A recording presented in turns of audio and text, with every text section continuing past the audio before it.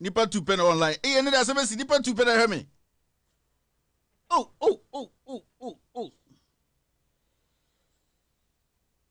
Nipa 11. Should we go? Oh, the whole thing went online. Welcome to Loud Silence Radio and TV. My name is Kevin Taylor. My producer, he said I should talk to you guys for 5 minutes for you people to know I'm not dead. Etias you, and that the show will be starting in the next 5 minutes. I can see some people online now. Yes, some people coming online now. Jack, I've worn my Bronya suit. You can see Bronya suit.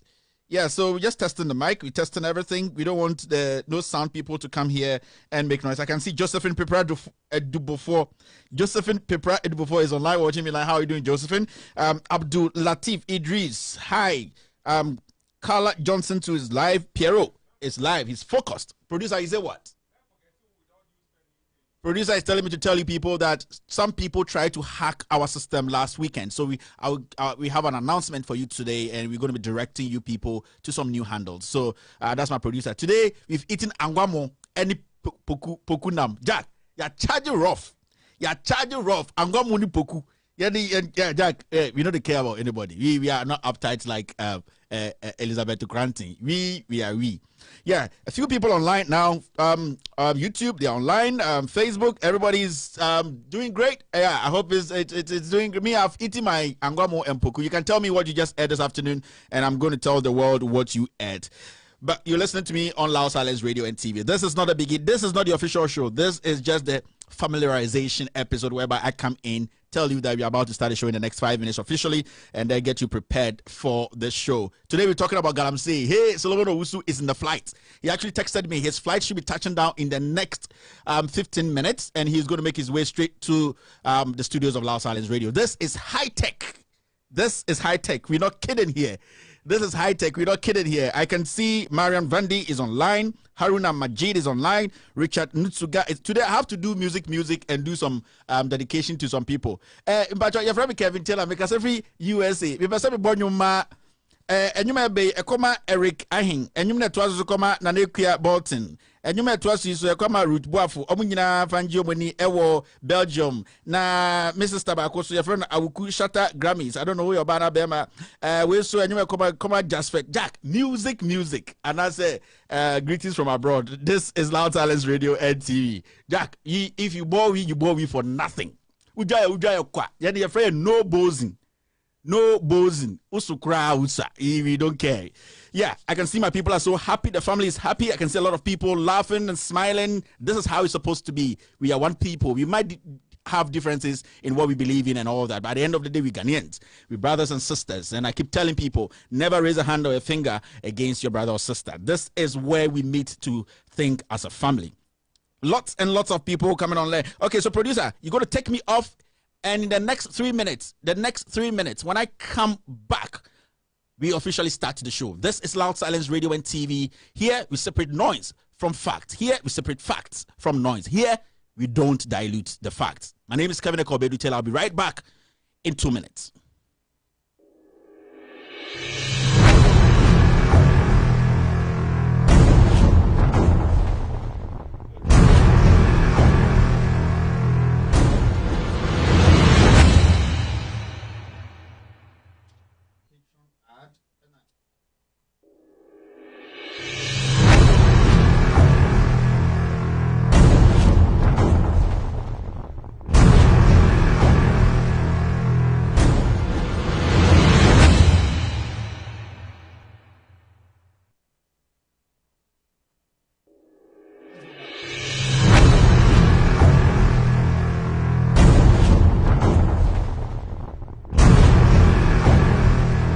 Welcome back to Loud Silence Radio and TV. My name is Kevin Taylor. This is the official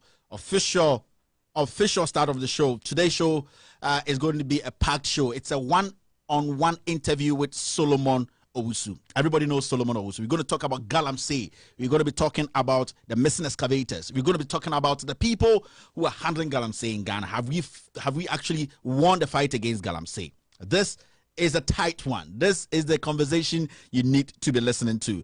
Here we don't joke around. Here we don't joke around. On YouTube, people are flooding in. I can see Frederick Ebu Andor on YouTube. Jumi TV Austria watching you live from Austria. He's there. Joseph Juboy is there. Hilda Nyante is there. Lots and lots of people on YouTube watching me live from across the world. This is Loud Silence Radio. You're welcome. You can watch us live on Loud Silence Radio on YouTube. Loud Silence Radio. You can also, listen to me, you can also watch this show on With All Due Respect Facebook page. With All Due Respect YouTube page. Let me take this again. Last Saturday, we got some people getting into our system, trying to hack our system. Now, we've built a new With All Due Respect YouTube page. If you want to watch the official videos of myself, With All Due Respect, when you go on YouTube, go on With All Due Respect. With All Due Respect on YouTube and subscribe. There are some people out there who are actually stealing from us. Yeah, there are some, I'll get the names for you on the pictures. GH Page and a few people, they are stealing our videos, they are editing them, they are putting things in there, and we've reported them to the right quarters. But what I'm going to tell you now is, when you go on YouTube, if you want to watch the official videos of Kevin Taylor, With All Due Respect, go on YouTube. Go on YouTube and look for With All Due Respect. You see me in there, my picture will be in there, I'll be smiling as you always. Then you can subscribe. That is the official page that you can watch With All Due Respect page. After today, I will not be streaming live on Loud Silence Radio and TV network again. Anytime you see me on Loud Silence TV and radio, it's going to be a recorded show, because the TV is totally different from With All Due Respect. With All Due Respect is an anti-corruption platform. So it's a totally different thing. Now, if you're watching me now and you have the time, go on YouTube and go subscribe. With All Due Respect page. You see my picture there. You see me smiling like some new Akorabia Oba Akrafofro. You see my picture there. That is what you have to subscribe to. The GH page. Some people have put something together called With All Due Respect with a K or C behind. It's a scam. They are all liars. They are thieves. They're trying to steal the right words out of my mouth. So what you have to do now is go on YouTube. Go and look for With All Due Respect. My picture will be there, and subscribe. That is where you get the official videos of With All Due Respect. Now, you can also watch this show live on Facebook on the With All Due Respect page. With All Due Respect page. You can watch us live. You can also listen to this show live on the radio app, Loud Silence Radio. It is compatible with Android and also compatible with iOS. Now, you can also follow this conversation on Facebook. When you go to Loud Silence Radio and TV network, we are also on Facebook. You can watch the show there on Facebook. So go on YouTube, go and subscribe to With All Due Respect page. With All Due Respect. My picture is there. I'm holding my golden mic. That is the official page that you can watch my official videos, which has not been edited. My fellow Ghanaians, welcome back to the show. My name is Kevin Ekobedu Taylor. Today we'll be discussing Galamsey. My guest is on his way. He just texted me that he's in the airport and he's on his way here. So don't get so frustrated. I'm going to start the show, let you understand what we're going to be talking about. And in a few minutes, I know he's going to get here. Then we can take the show from there. Today, the question is simple. Have we lost the fight against Galamsey? Have we, as Ghana, have we lost the fight against Galamsey? So many answers coming in. We'll be talking about a few things. In fact, Solomon Owusu is a Ghanaian. He's based in Colorado. He actually has been learning more about he has been learning mining since he was a kid. I know him. He was in Takwa. The shocking thing is I have not met Solomon in person before. People will be shocked to hear this. I haven't even met him in person before. But we all grew up in Obuasi. So it's one of those things. You build a relationship with somebody on phone, on the internet, but today is the first time I will also be meeting Solomon to discuss Galamsey. He is a miner. He's learned mining, and he's an engineer, and he'll be telling us. He actually started talking to Ghanaians, campaigning that some things were not right. He's talked about small-scale mining, Galamsey. He's talked about big miners. He's talked about everything. He is the same guy who actually asked Osaf Marfo the Aisha Wank question that Osaf Marfo said that the Chinese are more better than Ghanaians. He's the same guy who went to meet who went to see a meeting or a conference the president had in the U.S., New Jersey specifically, and then he was thrown out of the event. So this is the person. He's very controversial. he's very controversial. That's what I can say, because he believes in what he does. Today I'll be having a one-on-one discussion with Solomon Owusu. Now, we have to understand that after the story came out that 500 excavators are missing and that we don't know where they are. In Ghana today, everything flies away. From excavators to aboboya to bicycles to airbus, everything flies away. Now, after the news came out that 500 excavators are missing, a few people have been arrested. Yes, today, yesterday, a few people have been arrested. I'll be telling you about that too. And we'll also be playing some audios. Yes, some audios. The president, yes, some statements the president made, and also some responses from Solomon Owusu. We'll be talking about a few people like Professor Frimpong Boateng. Professor Frimpong Boateng. His son is seriously involved in Galamsey. Yes, Jojo Frimpong Boateng, he's seriously involved in Galamsey. And we'll be discussing that. We'll also be discussing if the government has done enough, to make sure that Ghana as a country, we win the Galamsey fight. There's a report here which I would like to read to you guys. You remember 2019 June, Bloomberg actually reported on a few things concerning Galamsey. In some few minutes, I'll be showing you the graph. So it's a packed show. It's basically a packed show, and we will be talking about Galamsey today and the missing excavators. In my expose on Monday, I told Ghanaians that these people who are heading the Galamsey, whatever, Gala Stop, interministerial, whatever, these people are thieves. We've been saying this over and over and over, from Echo whatever to Charles Bissell, the criminal who is still walking in the corridors of the Jubilee House, all the way to Professor Frimpong Boateng. Today, people have been exonerated. These people are thieves, they are liars, and we'll be exposing them big time.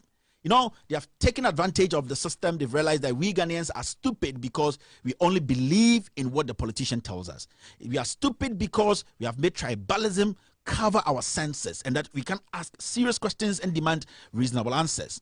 People, there are so many questions. The Chinese who were actually arrested, some few months or years ago, where are the Chinese? When you go into our prisons today, you will not see a single Chinese in there. I would like to ask, where did they go? What happened to those Chinese? Because this same government passed the law that could put people in jail for over 25 years. Now, we saw on TV, the papers reported it. Today, I would like to ask Ghanaians that if anyone has seen any of these Chinese guys in our prisons, they should let me know. If anybody knows a Chinese national in any of our prisons, that person should let me know. These are the kind of things we have been preaching against. We don't hate anybody. We don't have an issue with anybody. The only thing we want to see done right is that the system must work, irrespective of who is in power. It could be Nana Addo Dankwa Akufo-Addo. It could be John Dramani Mahama. Whoever is in power, we have to use the same standards to check them. We know how Galamsey started. And as an Obuasi boy, I grew up in a Galamsey community. I know how these people and what they do and what they go through every single day. Nobody is crazy to go all the way under the rocks to go look for money. There should be a reason. And the reason is simple. No jobs. People don't have jobs. So at the end of the day, they have to end up in these pits looking for money to feed their families. Now, if a government comes around and says that I have alternatives, I can create another avenue so that our people or the youth can get better jobs than Galamsey, which they have, yeah. Why should anyone have a problem with? But the issue is, we didn't know that some people were using that as an avenue to steal from we the people. I'll be giving you an exclusive, things that you've not heard before. You know, this Echo guy who has been arrested, the Central Regional guy, Echo, what's his name? These guys, I don't even want to keep their names. Yeah, you know, he picked a fight with Professor Echo Ewusi. Yes, he picked a fight with Professor Frimpong Boateng in his office, and during the fight, I have audio recordings. We have footages. You know, we are not kidding here. And in the heat of the argument, Professor Frimpong Boateng told Echo Ewusi that the main idea behind the Galamsey, whatever promise this government made to Ghanaians, was that they wanted to make money to help the MPP government. This is on record. And if Professor Frimpong Boateng is watching or listening, he knows it's on record, and I'm going to show it. I'll show it. You know, he told ECHO that this idea or policy or whatever was put together by the president because we wanted to make a backup money for our party, the MPP. Solomon Owusu told him that, yes, he also understands, but at that point, they also had to live. Professor Frimpong Boateng told him again that, you know what? The president is not interested in. You people are becoming selfish, and then even where the money has to go isn't going. That is the reason why Professor Frimpong Boateng ordered the arrest of Solomon Owusu. People don't understand. There's this drift between the two of them, and we are going to expose these people gradually. Everybody is going to know what is happening behind the scenes. Yes, everybody is going to know. There are a lot of things we will be telling you today, and if anyone knows about Krobot Forest is around the Amansia Central, yes, in the Ashanti region. There's a mining company which used to work there, called them the Heritage Mining Limited. It's actually owned by one guy called Donald Etua. Donald Etua. That guy used to own this company called Krobot Forest, Heritage Mining Limited. We'll be telling the story about this guy. I'll be telling you what actually happened in the forest. So it's a packed show. I'm still waiting for my guest to come into the studio so that we can start our conversation. For the meantime, what I'm going to do is I'm going to try and read a few messages. A few messages for people to know that we are also taking some of their suggestions. Kenneth Kwesi Nyako Sakodia is watching us. Sadiq Yakubu, we are focused. Keep it up. For Mother Ghana. Mahaman Shraba Dadzi is watching. Nana Kwesi, please stop fooling here. Haruna Isifurona is watching. William Kojo Ejay is watching. That's serious. That's what he said. He said that is serious. You've not heard anything yet. Wait till my guest get in here. We have so many things we'll be telling you people today. We'll be exposing people, criminals in government. They've used this Galamsey thing to steal a lot from us. 500 excavators missing. 500 excavators missing. The mainstream media, they don't want to talk about it. Yes, because if they speak on it, the president is going to look bad. Because when they speak on it, some people in power are going to give them hell. But here, we don't care about who is in power. We don't care about who has money or who doesn't have money. We don't care about how you look. We don't care about the English you speak. What we care about is telling the people the truth. Stephen Taki says, in your dreams, it will shock you. Ricky Shiva Yabua Gina says, you are doing a great job. Thank you very much, Ricky. Theresa Kufo says, good work, bro. More grace to you too. Moses Johnson is watching. Ishaku Zakaria, I'm watching. Ibrahim Boro, Nana Clement, Farid Balawa, Miracle, Joe Carter, Donko, Enoch Kwe, William Kojoe J, Nana Kwesi. Energy says, with the new voters register coming, you people should forget coming to power. That is what Nana Kwesi Energy. So he believes the new voter register is going to help keep the MPP in power. That is his opinion, and I respect that. Ibn Abdul says, good program. Keep focused because we are focused. Keep focused because we are focused. Mahamadou Zangini is here. Awili is here. Hello, good work. Keep it up. Thank you, sir. Godwin Darlington is here. Ohini Jemfi is here. Awuni Emmanuel is here. So lots and lots of people here right now listening to me. I would like to do a short editorial before I introduce my guest into the studio. But fellow Ghanaians, let us understand that we as a country, Ghana as a country, my opinion, we have lost the fight against Galamsey. It is simple.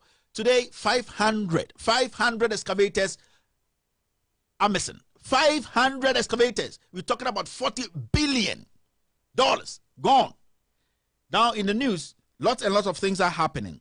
People have been arrested. A journalist who works with Peace FM, a journalist has been arrested, and he actually, you see, my fellow Ghanaians, we don't make things up here.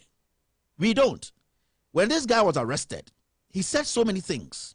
Yes, basically he's the intermediary. He actually takes the money when people's excavators are seized. As a journalist, he takes the money and then he gives the people his NIB account number. And I'm going to read what he said. He said, in his account to investigators, I'm talking about the journalist who was arrested. He said, I worked with the Central Regional Security Coordinator, John Oforiatta. These Oforiatta names keep going. I worked with the Central Regional Security Coordinator, John Oforiatta, aka Commando, as his errand boy and part of the team Galamsey. In the course of the operation, I became the contact boy for the miners whose excavators had been seized. The miners pay between 50,000 Ghana cedis and 55,000 Ghana cedis into my accounts at NIB to influence the team for the seized excavators to be released. I then informed the team about the payment of the monies into my account, which I withdraw and give to Mr. Oforiatta, who then gives some to Mr. Eko Ewuzi of the Interministerial Committee. It does not stop there. The money does not end with Eko Ewuzi. The money goes further than that. The money ends up at the Jubilee House. You know what?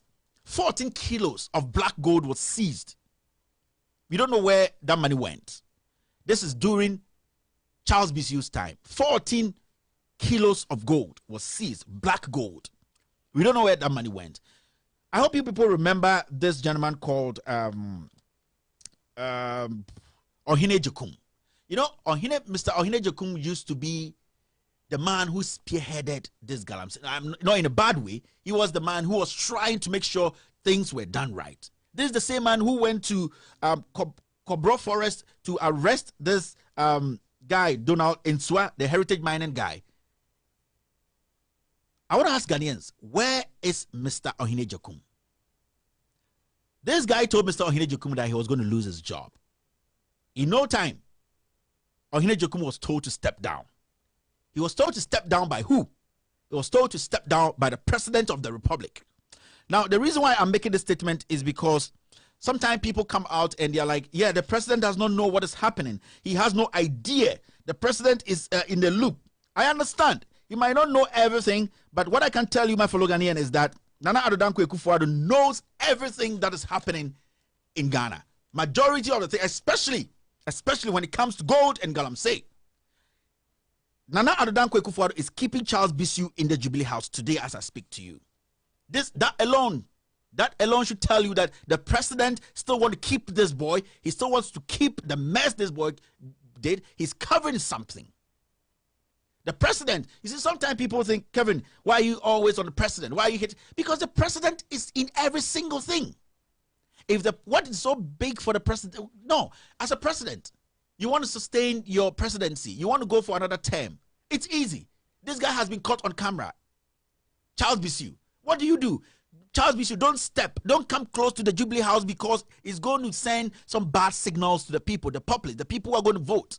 But what is making the president keep Charles Bisu in the presidency? That's the question you people should ask. Charles Bisu is seriously and actively working with the Galamsey guys. Yes, he's still taking salary. Charles Bisu is still pulling the strings.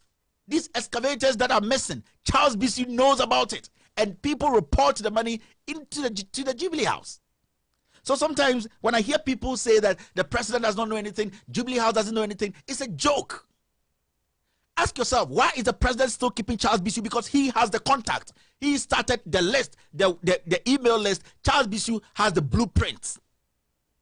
Charles Bisu is taking gold. He is the man overseeing all the seized assets. The gold they seize when they go to the Galamsey site. Listen, I grew up in Obuasi. When these people or these soldiers go to the site, they don't just go arrest people. Let's be real here. When they go, they arrest humans first, then they seize everything. Now, everything they seize are raw gold, raw stone. And these soldiers pick all these stones and then they take them. They send it to their leaders who to whatever. Now, they also seize weapons, pump action guns and all that. Nobody has actually come out to tell us that these are the serial numbers of the guns we have seized, because we know that these Chinese, they protect their properties. I mean, the lands, their concessions with serious arms. These soldiers or interministerial whatever, they go and they seize so many things. In fact, my interest is with the gold they steal, the gold, where does it go? When they seize the gold, because I know that, when these Galamsey people are at site, and they are working. I'm an Obuasi boy. Let me explain things to you. When they get the gold from underground, which is in raw form, like in stones, they don't take it home immediately. They keep it. There are people they call sponsors. Now, sponsors are the people who have the money to be feeding these people to be digging underground to bring the gold out. The sponsors, what they do is they come in almost every week, and then when they have made like 15 sacks or 500 sacks, what they do, the sponsor takes his share. So the sponsor may put in 2 million Ghana cedis to get all these guys together. The food they'll be eating, the water, providing light, the water pump and all that. The sponsor makes sure he provides all these things. So at the end of the week, when they get 500 bags, the sponsor comes in and he takes like 70% of everything. Now, the 30% left, they give to the workers. Now, the workers to have workers beneath workers, and then they split it up. Now, before these soldiers, Operation Vanguard guys, attack any site, I know for a fact they have sources that there are gold in there. They have sacks of gold. When they go and they seize these excavators, which have flown away from Ghana, they take this gold, they take the money, and then they take the arms. I would like to ask, it's a simple thing. We will come to the main issue, which is the excavators. But I would like to ask, why are we not asking about all those things? We were here in Ghana, or we were in Ghana when one guy went to Glamasey looking for his gold. It was all over the internet. The issue right now is what we are fighting as a country is bigger than we think. This Galamsey fight is bigger than anybody thinks. It's a cartel. And the cartel, the core, is in this government. Yes. These excavators we are looking for, they belong to these politicians. NDC, NPP politicians.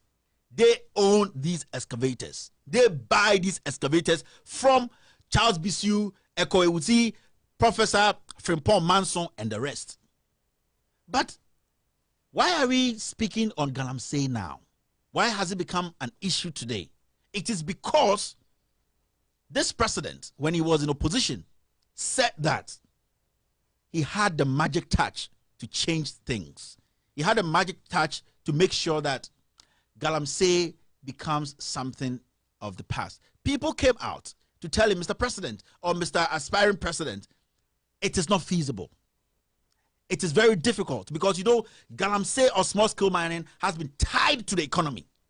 When you go to places like Obuasi, when you go to places like Takwa, these things have been tied to the economy. And that if you want to do this, you need to be strategic. You don't rush into this because of politics. You don't rush into this because of money, or you don't rush into this because of vote. You go in tactically to make sure that what you're doing is right. Now, people should understand this. Galamsey started during Rawlings' time.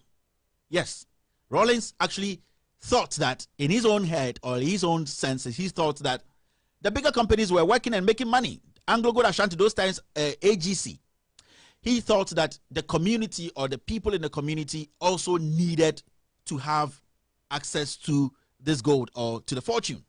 So he brought in Chinese. And then those people, the Chinese started recruiting the locals. Now, it went on for some time, and then Anglo Gold Ashanti or AGC those times laid out so many workers. Now, this is what happened. When these workers came home, they had learned so much in the mine that some people had worked there for 20 years. Shift bosses, some are good, they were blasting gold. Some people were, they had learned the job 25 years, 15 years. So they were basically miners, engineers who could go underground without even any technology and go mine. Now, when these people came home, they didn't have anything to do. They were rendered jobless because Anglo Gold AGC had to offload some people. You remember the biggest demonstration that happened in Obuasi those times. Sam Jonah was in there. The president even had to fly a helicopter in there to talk to the people. Yes. So all these people were at home. Now, The Chinese came in with money. And then when they came in with money, they wanted people to work with. What they did was they looked around and looked for people who had knowledge about mining. And all these workers were at home, so they all volunteered to work with the Chinese. Now, how did the Chinese get license to work in Ghana? Because our constitution does not allow that. Now, what they did was simple. They used Ghanaians to front. Then Ghanaians go in there to the Minerals Commission and register. And then when they come back, the Chinese take the certificate. And then boom, they enter the mine. They enter the land. It went on and went on and went on. And there was change in government. Rawlings left. And Kufuor came. Galamsey was still there. But it wasn't as serious as now.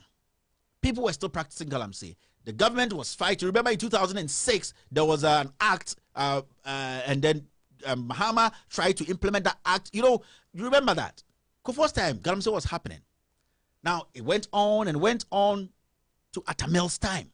Atamil's couldn't stop Galamsey because Galamsey is actually intertwined with our economy. The local economy, you cannot, especially when you go to the mining communities, you cannot separate Galamsey from anything. Now, this is what happened. So, during Atamil's time, the Chinese came in more because it was easy for them to come in. We were not checking them. Then Atamil's left. Then Mahama came in. The Chinese still saw a big opening. And we all remember that during Mahama's time, and you see, when you say these things, some people will turn around and say, hey, you are doing campaign for somebody. No. During Mahama's time, you know, they tried to put together some acts to fight it. And I think when I find that act, I'll read that for you guys to hear. Now, Mahama couldn't sustain it because now the Chinese were adding technology to the mining. It wasn't those times when people go there with cutlasses and pickers to know. They came with sophisticated machines. Now they come in, they make Ghanaians front, these same politicians front for them. They get a certificate or whatever. They say they are going prospecting. Then they start to mine. They start breaking down things. They cutting down trees. Then that issue came up. Nana Addo Dankwa Akufo-Addo came up and said that if he wins power, he was going to make sure Galamsey stops for good. Ghanaians bought the message. Ghanaians understood Akufo-Addo because they thought that at that point, the Galamsey was actually eating us up. Our vegetation, our forest was all being wiped away by Galamsey. So Ghanaians bought into it. But some people were asking questions. So all these people involved in small scale mining or Galamsey, where are you going to put them when you stop Galamsey? Because there should be a place, or you should create an avenue for them to also make the kind of money they already. You have to understand that these people who are into Galamsey, they make so much money. Over in a week, they make millions. So if you are creating that hole, you have to make sure you give them something, if not close to what they were making, at least half of it or a quarter of it. Now, the president comes in all excited. We, the MPP, we want power. And then we put a ban on Galamsey and said that no Galamsey again. Nobody should go out and mine, small-scale miners, Galamsey, whatever. For almost 2 years or something, there wasn't any mining happening. Now, listen to this. In March 2017 to December 2018, there wasn't any Galamsey happening. This is where you have to understand that there's something wrong somewhere and that we have to be asking questions. Now, there was a ban on small-scale mining and illegal mining operation in Ghana around that time. Bloomberg reported that Ghana produced and exported 2 million ounces of gold worth about $2.6 billion. All this time, we didn't have any Galamsey activity or small-scale mine or mining going on in Ghana. It had stopped. But Bloomberg reported that, and if my producer has that graphic, he can put it on the screen for people to see. Bloomberg reported that Ghana made $2.6 billion between 2017 March and 2018 December. So the question is simple. Where did the Chamber of Mines gather the data? Where did they get that data from? Because mining wasn't happening. You know, and the next question is, which smaller mining operations produced that amount of gold? Because if you look at a chart, if my producer can put it on the screen, you see something. They said the smaller miners, they produced some amount of gold. If you can see it on the screen, the smaller miners. And who are the smaller miners?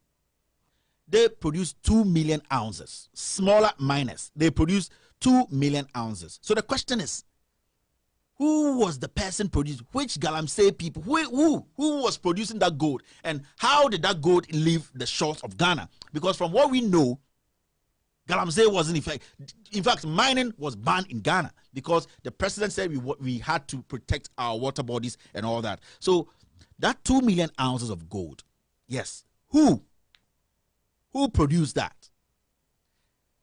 The question is simple.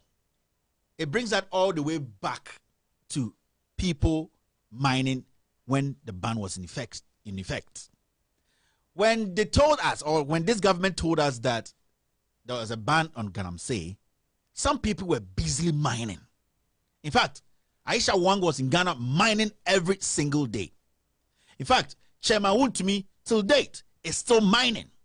And these people were mining every single day. I want the government to come out and refute this report by Bloomberg, because this is an official report from the Ghana Chamber of Mines that 2 million ounces of gold was produced by the small-scale miners, or Galamsey or whatever. So who were the guys? Who? We want to know the companies that were able to produce this amount of gold.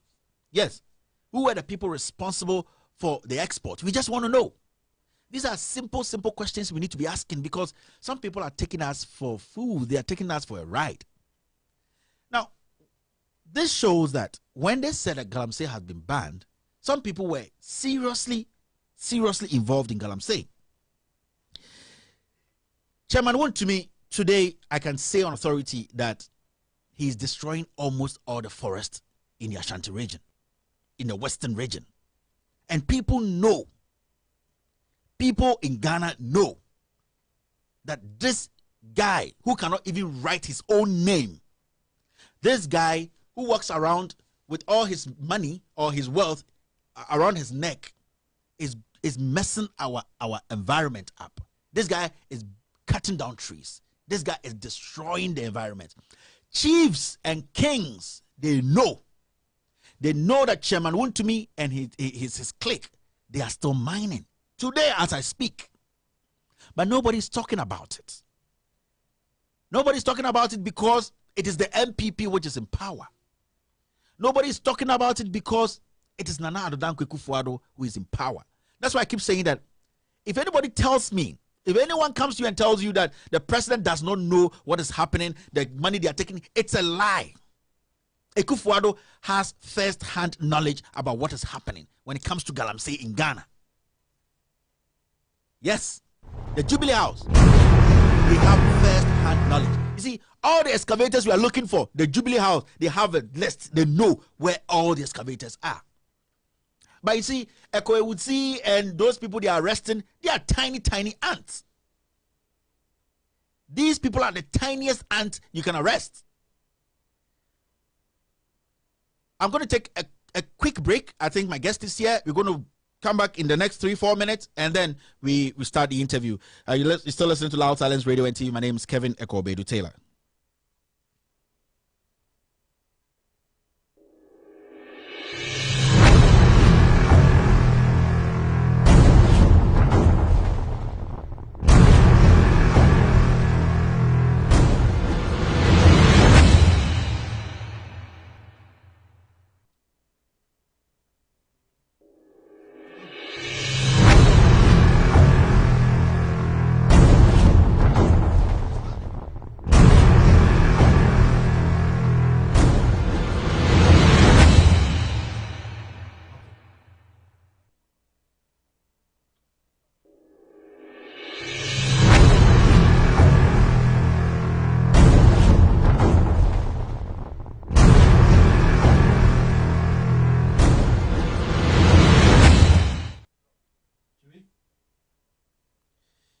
You're listening to Loud Silence Radio and TV Network. We're still talking about Galamsey.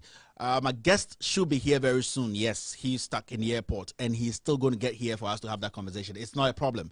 The conversation is still going to happen. But before he comes in, I just want people to understand what is happening when it comes to the issue of Galamsey. So if anybody says that the Jubilee House doesn't know anything about Galamsey, tell the person I said he's a liar or she is a liar. You see, why do you think the president is still keeping Charles Bissiou at the Jubilee House? Why do you think Nana Addo Dankwa Akufo-Addo is still keeping Charles Bissiou at the Jubilee House? There is a specific reason for that. Now people are being arrested. Now people are talking. Now we are getting journalists who are also involved in this criminal act. Journalists, politicians. Ekwewuzi is the central regional chairman of the NPP. He is not a Kominini guy. This guy is the central regional chairman. You can say former. As far as he has not been fired, he's still the chairman of the NPP. A party that says that we are going to fight Galamsey. We are going to make sure that our waters are clean. We are going to make sure that illegal mining, the Chinese are sent out of Ghana. We are going to make sure that we protect our environment. The chairman of the same party I belong to, the chairman of the NPP, has been caught today because he's involved in selling excavators and he's involved in Galamsey. This is where we are today. Yes, this is where we are. A chairman of a political party which is in power, preaching every single day that we are going to fight Galamsey. We will make sure that the Galamsey, whatever, we fight it. And these same people are being arrested. These are the same people who are protecting the Chinese. I want to ask a simple question. Where are the Chinese who are arrested? Where are those Chinese? If anyone has seen any of these Chinese in our prisons, that person should call me right now. I'm going to pick up and I'm going to talk to that person. Where are all the Chinese they arrested? Even after the law was passed that when you get yourself involved in Galamsey and you are caught, you'll be jailed between 15 and 25 years. Someone should tell me if they've seen any of these Chinese guys in our prisons. But when you go into our prisons, you see Ghanaians rotting every single day. Young Ghanaians who voted for the NPP, who believed in this president, who believed in us, who believed in our message, thinking that we are going to come in and save this nation. The young Ghanaian who thought that NPP was a party for the people. The young Ghanaian who thought that if the NPP comes in, when Galamsey is stopped, they're going to create jobs for them. They're going to protect them, even the small-scale miners. The ordinary Ghanaian who thought that this president cared about him or her. These people do not care about Ghanaians.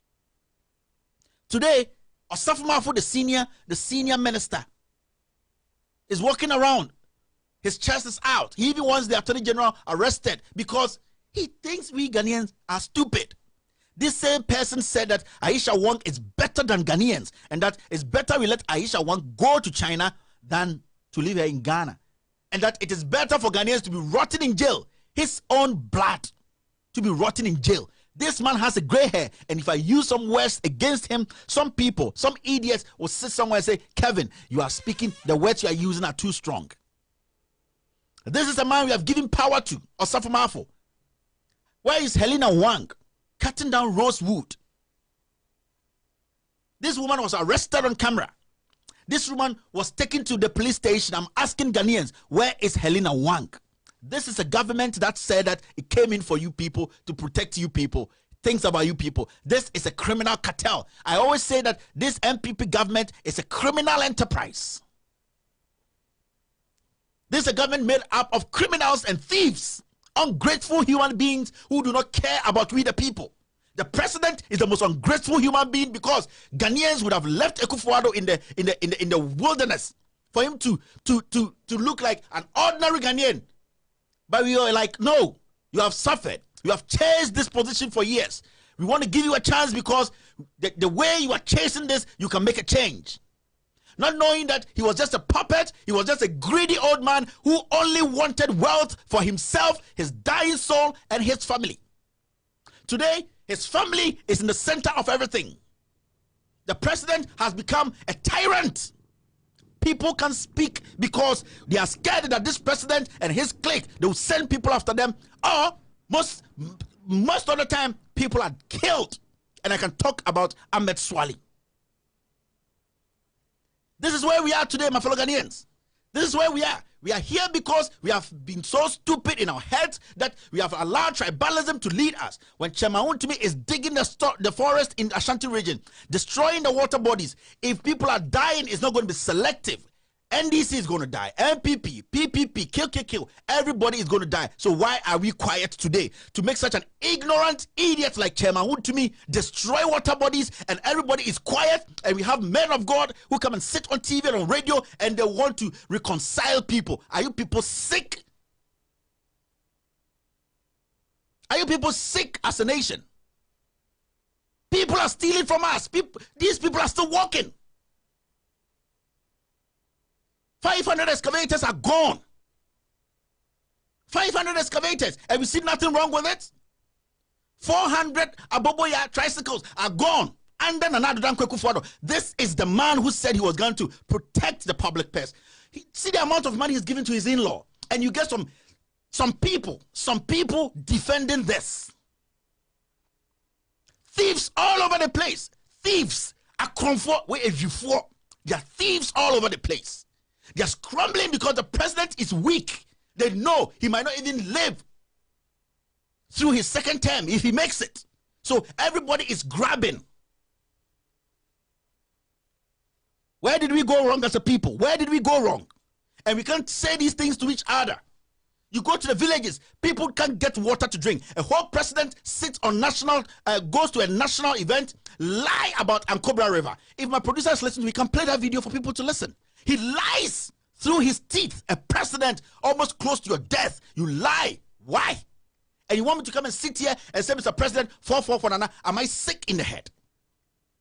He lied. And Solomon Owusu responded to it. And everybody saw that in pictures. If producer has it, he can play it.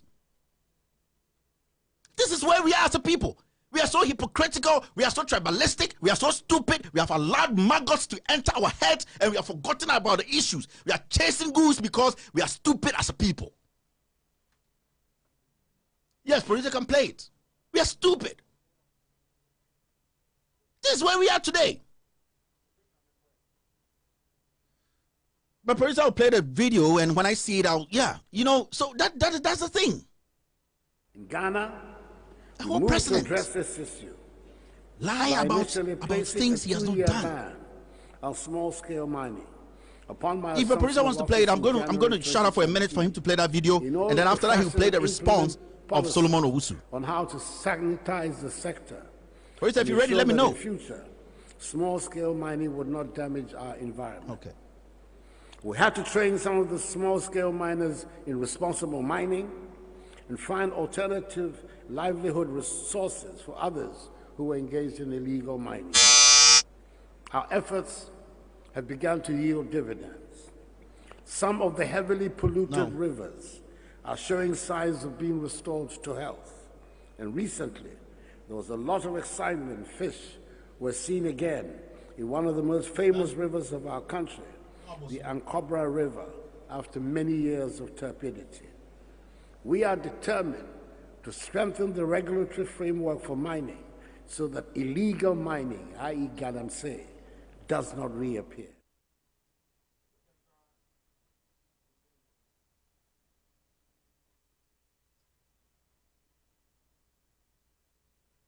Fellow Ghanaians, my name is Solomon Owusu from Denver, Colorado, United States. But I'm in Prestia now, Prestia Western region of Ghana. This river is River Ankobra. This is the river in Prestia that Nana Akufo-Addo went to South Africa and lied to the whole world that this river has been restored and we have fishes swimming in the river. Can fishes live in this river? Fellow Ghanaians, this is River Ankobra. He mentioned it. River Ankobra has been restored. This is River Ankobra in Prestia, where small-scale mining, illegal mining, is actively going on now. The Chinese people, information I've got now is that the Chinese people are still working. They work somewhere here. They mud the water and then you see the water running, going this way. See, open if I talk, man, I know Munsu in so is an here. First, Pana Muniano, small scale. Utmisano, Mepacho, and so with Tama, Nami Yeniano, Galamsey, I was sick a canon. Then it is and yet China for now, and yet China for now, almost some final, almost the Asano.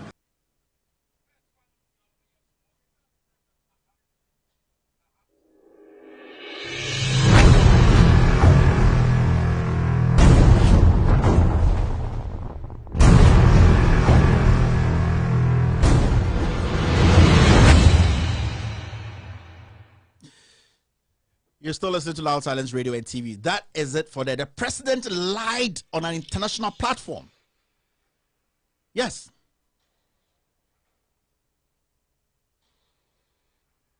Should I speak? The president lied on an international platform. This is the president of the Republic of Ghana. He lied, and you saw the water. And you get some idiot saying that was the color different when MPDC was in power. This is the stupidity. This is the stupidity. This is the stupidity we are in now. Well, how was the water looking when NDC was in power? Why do you think NDC, we voted against the NDC? Are you stupid as a Ghanaian? The water is even murkier, it's even dirtier than when NDC was in power. You heard it from the miner.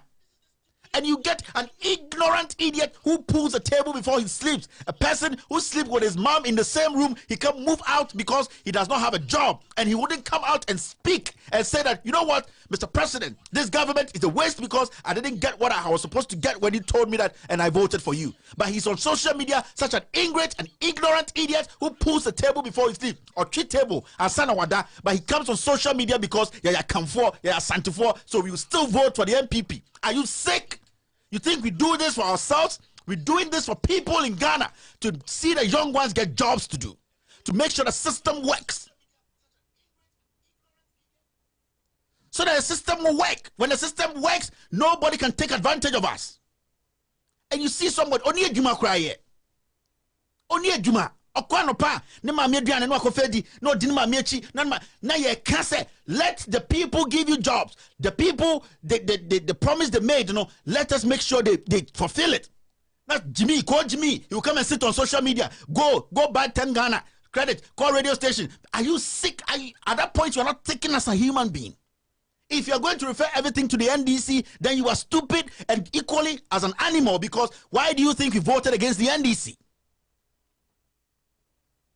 Why do you think we voted against the NDC?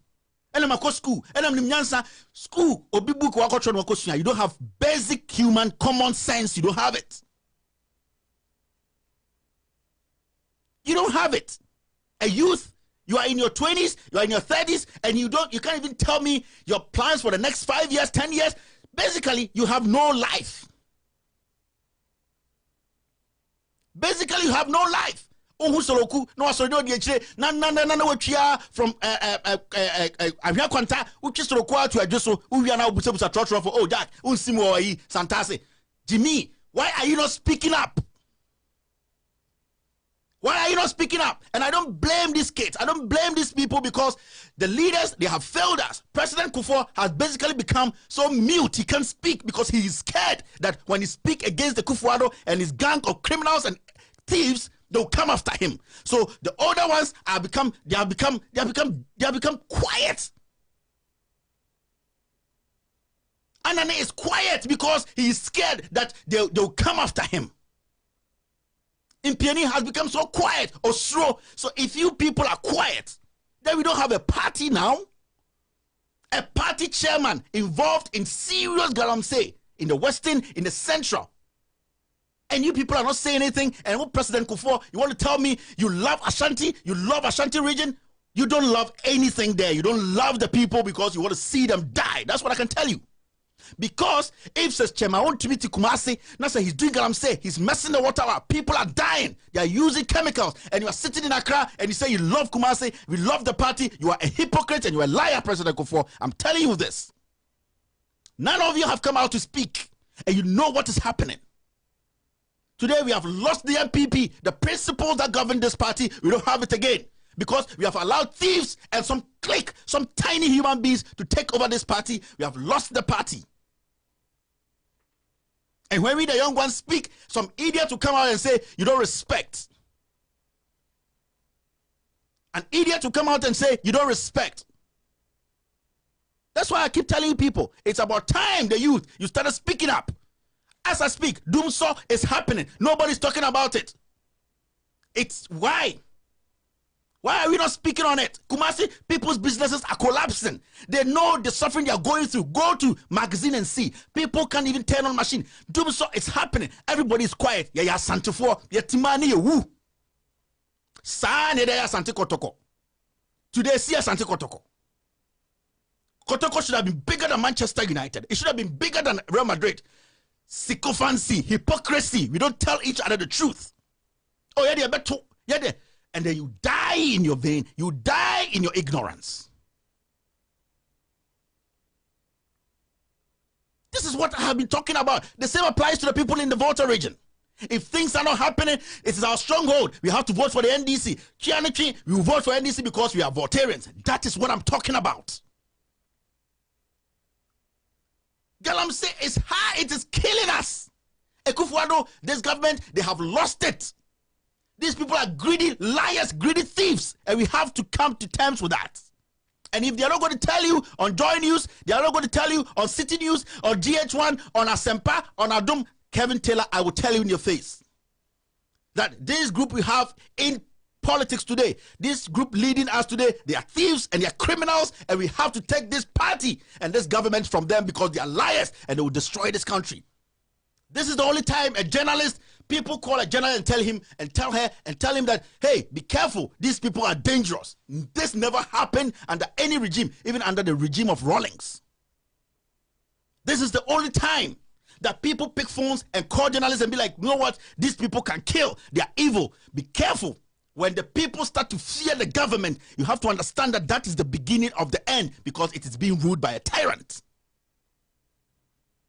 The Christian Council has become a puppet. Today, you want meat parties to sign an agreement when these idiots, double, these police, these criminals who went to Yawasu to attack ordinary Ghanaians because of politics.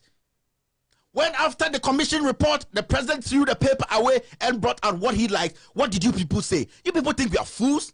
What I can say, none of you have seen God before, and I haven't seen God before, and you can't tell me how God thinks. You people cannot tell me how God thinks. And punching tree is punching neighbor, punching tree. I wish some of you had received the bullet from these mad dogs, Brian the Champon, and unleashed on Ghanaians. I wish that one of you guys, these Christian Council guys, I pray that one of you received that bullet from the bullet Brian the Champon allowed these mad dogs to unleash on Ghanaians. I don't care what I send this one PP. I don't think you'll be singing this stupid song. We have entertained these kind of people in Ghana, and it is getting the point whereby we will lose our nation. Yes. Galamsey is happening. Professor Frimpong Boateng, his son Jojo Boateng, he has a concession in Obuasi. And this guy is mining, seriously destroying. But we can't speak on it. We can't talk about it. Why? This man said, I am a scientist. I am a DND. I have learned this. This guy is a criminal. Frimpong Boateng. Frimpong Boateng today he's ordering for the arrest of the Central Regional Chairman Eko Ewudi because he thinks Ewudi is fraudulent. Frimpong Boateng, that when you picked a fight with Ewudi in your office, what did you tell him? This man, these are the men we look up to survive as Ghanaians. And you don't want to hear this hard truth, and I'll tell you people. I hear people saying, Kevin, are you not going to talk about the Airbus? Kevin, the Airbus, hey, I am Monday, Sunday, I'm going to speak on it. And I wrote something on my Facebook. I said, don't say Kevin speak, Kevin speak. Be careful, because what I am coming up with, a bit funomo. What's that? This is the time for the youth to rise up and speak their mind. Remember, never lift a finger against anybody as a Ghanaian. Never lift a finger against any politician. Make sure your voice is heard. Don't let these liars, these people, when they were coming to politics, didn't we see them? Didn't we see these people? Today we can't speak. Today they don't respect us because they see us as animals. Ghanaians are rotting in jail today as I speak. I have over 15 to 20 people I know personally in jail. My own MP, Kweku Kwatin, I did a story last year about him and his sister involved in Galamsey. Seriously. When they said they had put together some miners to go for training, how to mine effectively, his sister, Kweku Kwatin, Obuasi West MP, his sister took over the concession. This lady, she is a teacher in Obuasi. This lady, she collected all the kits, their iron, their whatever, and sold them. Today, they are not asking because it's Kweku Kwatin's sister. This thing. And nobody is speaking because my Obuasi people think that what they are crab basis, people think about the future. And they're more Obuasi, no more person kofanya more kumasekra, put it into my family because Obuasi quite say. But MP ba number bojene so Sebio, ye nipa. Ono MP no oti Accra. He lives in Accra. He has become a boy to the finance minister. Kweku Kwatin, boy. Then you people are hailing this ignorance. It is about time we started changing the status. We need to change what we thought was right. You see, this is the criminality we are staying with now. Criminals in suit. Me, my suit is Hugo Boss. It's good, man. Not these Vietnam criminals. See, you can see on the screen, Jojo, Professor Frimpong Boateng's son. You can see him on the screen. See him. This guy is mining seriously. Even the company he registered, Frimpong Boateng, has his signature on. These are criminals. Can't we speak?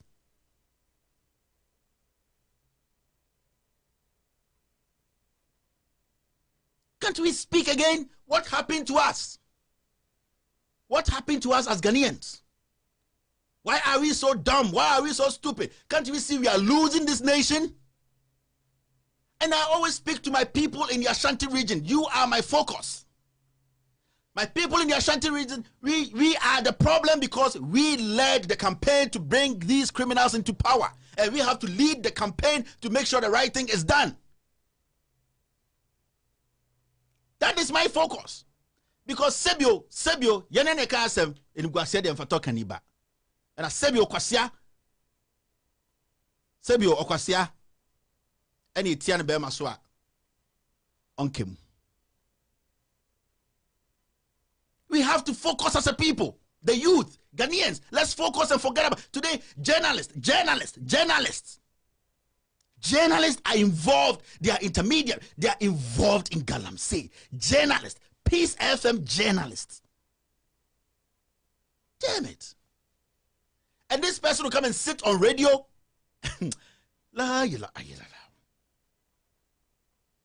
This is the truth, my fellow Ghanaians. This is the truth. And these people, they leave Ghana and they go and have their kids in America, in Asia, in Europe, and then they'll give them citizenship there and they'll come back and Sebio, Obu Okrampa flat screen crown, Toby Poda, and one of them and relaxing share. Sebio, Obu had the fear Crobian Quabrucheda. Sebio, Obu and the fear, Yabedi Jolofa, it's Christmas. Basani Pawaya, best sorry, how much. Akotwisoroku ama politician otika ama oka say me ba me make sure say Galamsey na watakwa no Galamsey na wode so no Galamsey na woboase no eso atwa insure ni bete that's a Galamsey abobi akoka kenkon. We need to focus. You see what's on the screen? This is the handwork of Jojo, Professor Frimpong Boateng's son, Jojo Frimpong Boateng. That is his handwork, and he's done hundreds of these in Ghana. But we are not talking about it. The radio stations in Kumasi, you have become like zombies. Because you are more 100 Ghana, 1,000 Ghana, 200 Ghana. But I know if you say, that is the water he or she is going to drink. Truth has disappeared in Ghana. The Ukrainian Ghana, we have no truth has disappeared. These are the things we have to be talking about. These are the things. We shouldn't make the people take advantage of us forever. I live in the United States of America, and I know, with all due respect, I know how human beings live. If you are leaving your house in the morning and they are fixing a road, by the time you come back from work 5 p.m., that road is fixed. It wasn't fixed by Terminator. It wasn't fixed by robots. It was fixed by humans. Not a reason? Because the system works. People will be held accountable when they do not do the job. Today, we can't hold people accountable because they are the president's cousin, because they are the president's nephew, because they are the president's wife's sister, because they are the president's in-law, because they are the men who gave the president money to come to power, because when the president was in opposition, that person was the one who was sharing placards and all that on the street, so that person should be finance minister. That is how low and how stupid we are as a people. We have forgotten our nation, we have forgotten who we are, and we are following useless things. Let me tell you, people listening to me today, you might like me, you might not like me, but the honest truth is, I have family in Ghana. The honest truth, if Ghana goes down today, with all due respect, I'll lose family, but I'll keep my family in America. That is the hard truth, but I'll tell you, what I'm doing here, I'm not doing this to protect myself in America. Never. I am doing this to protect you, to make you protect yourself. Sebi Ghana and there. From what is happening, the tension at the EC, the tension happening in Ghana. Ghana. I have family in Ghana. Some are going to die, and I'm going to grieve for a long time. But the fundamental truth is, my life will be saved. My kids, my wife. What about you? In Tokwani Sienda, Pius says, this criminal, this thief, he will take his diplomatic passport and fly out. They will fly out with their kid. What about you? Passport crown will be that. Passport crown, diplomatic passport crown will be that. Oti radio, so oti social media, you are defending crime. Are you sick? Are you sick? The whole of your family, nobody has got a sustainable job for the past 15, 20, 25 years. Sustainable job, keeping a job for a year or two, paying your taxes. Nobody in your family, but you are here defending criminals. And we are fighting for you, and you think because you are Santini, you are Muneni, so you have to stick to where you are. You don't have to change your mind. You don't have to start asking questions. You don't have to. This is the problem we're facing now as a people. 500 excavators are gone. 500 excavators. 500. 400 tricycles. 200 bicycles. 600,000 liters of fuel. Jesus. And these things, we don't see anything wrong with it. In any serious country, Akufo-Addo is toast. Vote of confidence, no confidence, you are kicked out of office. This is a criminal enterprise. And you still have people, like when I saw Pius Eze sitting on TV talking about Airbus and talking about corruption, Jesus Christ, I just cringed. I was like, Jesus. Pius Eze sitting on TV talking about corruption. Any serious country, wait. Pius Eze has the I don't even have the word to use. He was talking about corruption. Pius. This guy came to power 2 years. You see, in my next episode on the Airbus on Sunday night, which I'll be releasing, I'll tell Ghanaians something. And that episode is actually dedicated to the president alone. Yes, I'm dedicated to him alone, and I have a 70-page document I'm going to present to him to show him on the show. He already has those documents on his desk, and I'll tell him to act on that document. That's why I'm saying that people pushing Kevin, speak on the Airbus, speak on the Airbus. What you're asking for is bigger than what you think.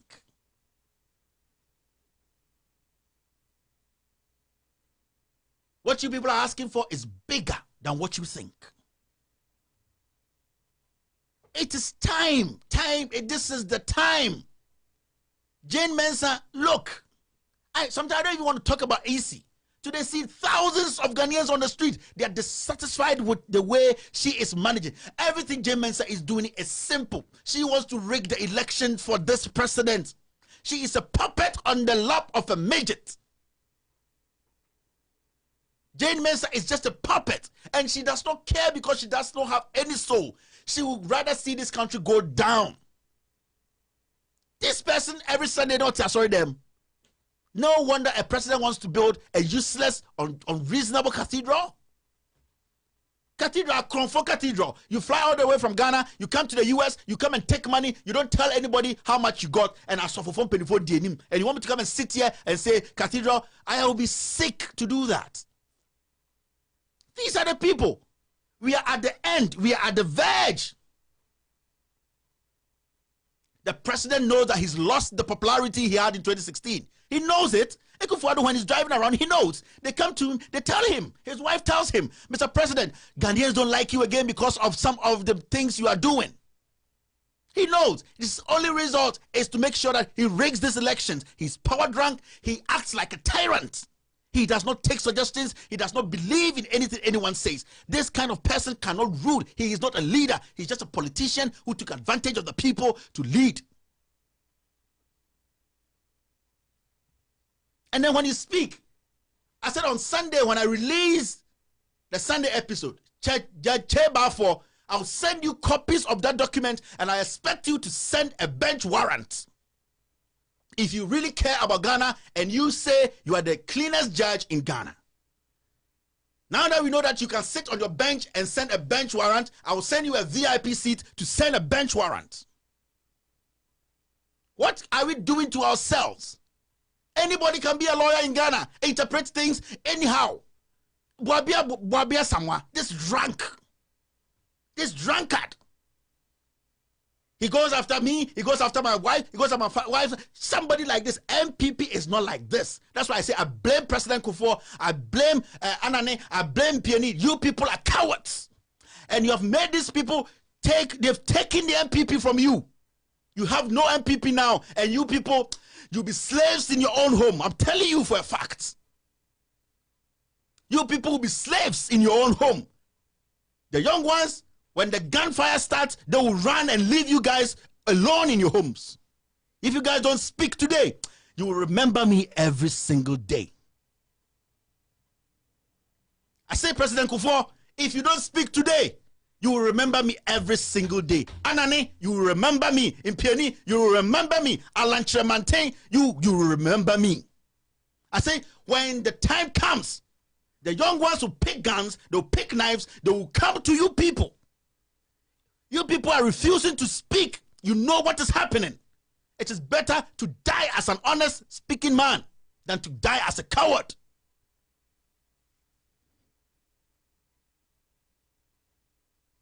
Everything in this country doesn't work again. Nothing works in Ghana today. The only thing that works is Bedia Tuo with a cigarette, a rascal like that, rascal walking around across Ghana. The only thing that works is Ken Oforeta building multi-million-dollar hotels at Osu opposite Kuala, making a kid front for him. The only thing working in Ghana today is the president not allowing people to express their views. The only thing happening in Ghana is that a woman like Jane Mensah has been turned into a rag, and they're using her and they'll dump her like a piece of shit. That is the only thing happening in Ghana. Nothing is happening in Ghana. Nothing is happening in Ghana. And I don't speak for myself. I speak for my people because I know what my people want. This is not an NDC MPP thing.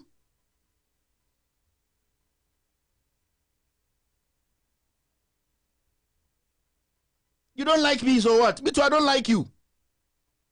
I don't like you, Kevin. And I don't also like you. Me, make I tell you people. It is simple. Yen Jimmy, you want me fa a Diaby Macher say, in Janfian say, Yvonne Nelson 90 say, not a bachelor say a Chinese sticks. No, you not take that. Where are the vocal people? Today we are talking about 500 excavators. We are talking about 400 tricycles. We are talking about 200 bicycles. We are talking about a president giving his in-law over $28 million tax cut. We are talking about fundamental things that will raise this nation, and everybody's quiet. Everybody's quiet because why? Because we have a tyrant as a president. And people call me, you are making enemies for yourself. If I was taking a dime from somebody, then I would say I'm making enemies. I don't give a damn about the NDC and I don't give a damn about the NPP. I give a damn about Ghana. I don't give a damn about these people. And if anybody has given Kevin a dime, they should come out and say they've given me a dime. We do not live on these things. Everybody's quiet. President Kufuor, today I am on you because you have disappointed Ghanaians. And if anybody's listening, cut this piece and show to President Kufuor, I respect you so much as an ex-president. I respect you as a father, but you have shown that you are just too weak. And I know you are an Ashanti, you are not born like that. This is the time you people have to come out and save this nation. This is the time you people have to step up and save the NPP. The NPP we know, the NPP that had some soul is gone.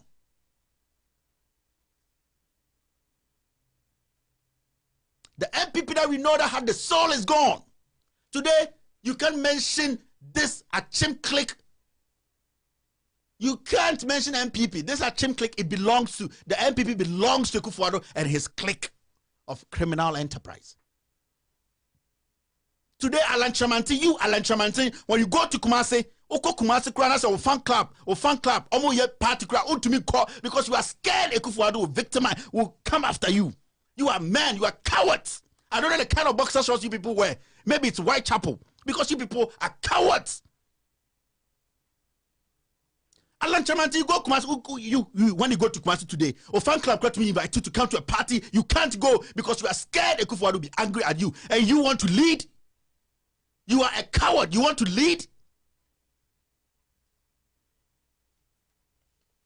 JJ Rawlings is quiet. And I don't want to talk about Rawlings because he has been a disappointment from day one. JJ Rawlings is a disappointment. The only thing he sees in Ghana is with only his NDC. He never sees anything wrong with this government.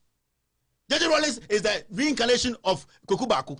Or Kukubaku is the reincarnation. I don't even know. The only thing Rawlings sees wrong in Ghana is against his NDC. He doesn't see anything wrong with this NPP because a man paid for your wife's birthday. How low can you be? Rawlings, how? I know you to be a very outspoken person, irrespective of who is in power. Today, you have also become a duck on the lap of a midget. You too can speak. And when you turn around and you get every platform, you want to attack for. You are attacking a man you know who will not respond. All that is happening in Ghana today, you Rawlings, you've seen it. You have seen it. You are quiet. You are just waiting for something to happen to your party because they did not allow your wife to be president, because they did not vote for your wife to lead the NDC, because you are bitter inside. This is the new age. We don't take hypocrisy again. You can never let the past go. Your wife could not even handle 31st December Women's Movement. You want her to come and handle Ghana? You think we are stupid? The land your wife is claimed at in Sawam, did anyone go after her? And you come out and you act like the angel in Ghana. You've not offended anyone. Rawlings, I don't want to come to you. I don't want to come after you because you're a disappointment.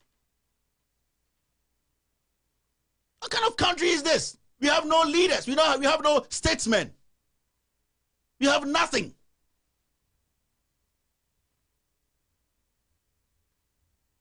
All the people we have today are hypocrites because they are afraid that Kufuor will come after them. You see, I grew up in Ghana. I went to school in Ghana. I did my nobody from the time, nobody will call you and say that be careful of the government. Never. And when you say these things, people say you are doing propaganda for Mahama. During Mahama's era, let's take just Mahama's era just now. What didn't Ghanaians say to Mahama?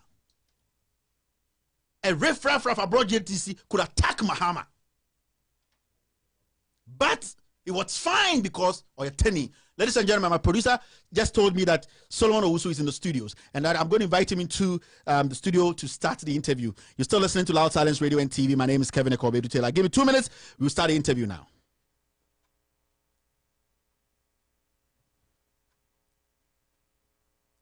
Producer, am I still on? Can I get up? Solo!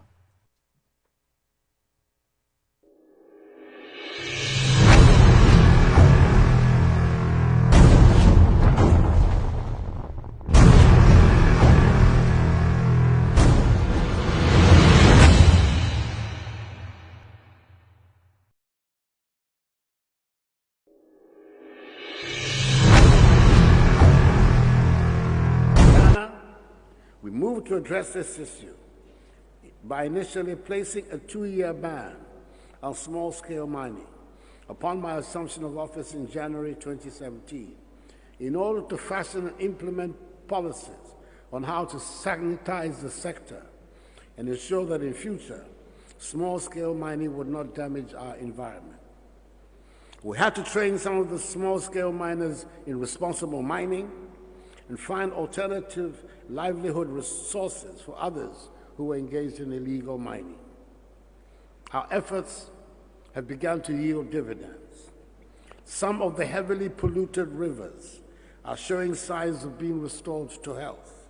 And recently, there was a lot of excitement. Fish were seen again in one of the most famous rivers of our country, the Ankobra River, after many years of turbidity. We are determined to strengthen the regulatory framework for mining so that illegal mining, i.e. Galamsey, does not reappear. Fellow Ghanaians, my name is Solomon Owusu from Denver, Colorado, United States. But I'm in Prestia now, Prestia Western region of Ghana. This river is River Ankobra. This is the river in Prestia that Nana Akufo-Addo went to South Africa and lied to the whole world that this river has been restored and we have fishes swimming in the river. Can fishes live in this river? Fellow Ghanaians, this is River Ankobra. He mentioned it. River Ankobra has been restored. This is River Ankobra in Prestia, where small-scale mining, illegal mining, is actively going on now. The Chinese people, information I've got now is that the Chinese people are still working. They work somewhere here. They mark the water, and then you see the water running, going this way. See, opening. First one, small scale.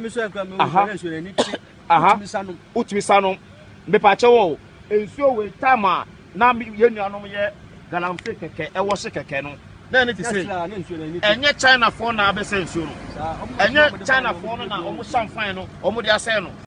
Fellow Ghanaians, my name is Solomon Owusu from Denver, Colorado, United States. But I'm in Prestia now, Prestia Western region of Ghana. This river is River Ankobra. This is the river in Prestia that Nana Akufo-Addo went to South Africa and lied to the whole world that this river has been restored and we have fishes swimming in the river. Can fishes live in this river? Fellow Ghanaians, this is River Ankobra. He mentioned it. River Ankobra has been restored. This is River Ankobra in Prestia, where small-scale mining, illegal mining, is actively going on now. The Chinese people, information I've got now is that the Chinese people are still working. They work somewhere here. They mark the water, and then you see the water running, going this way. See, opening. First one, small scale.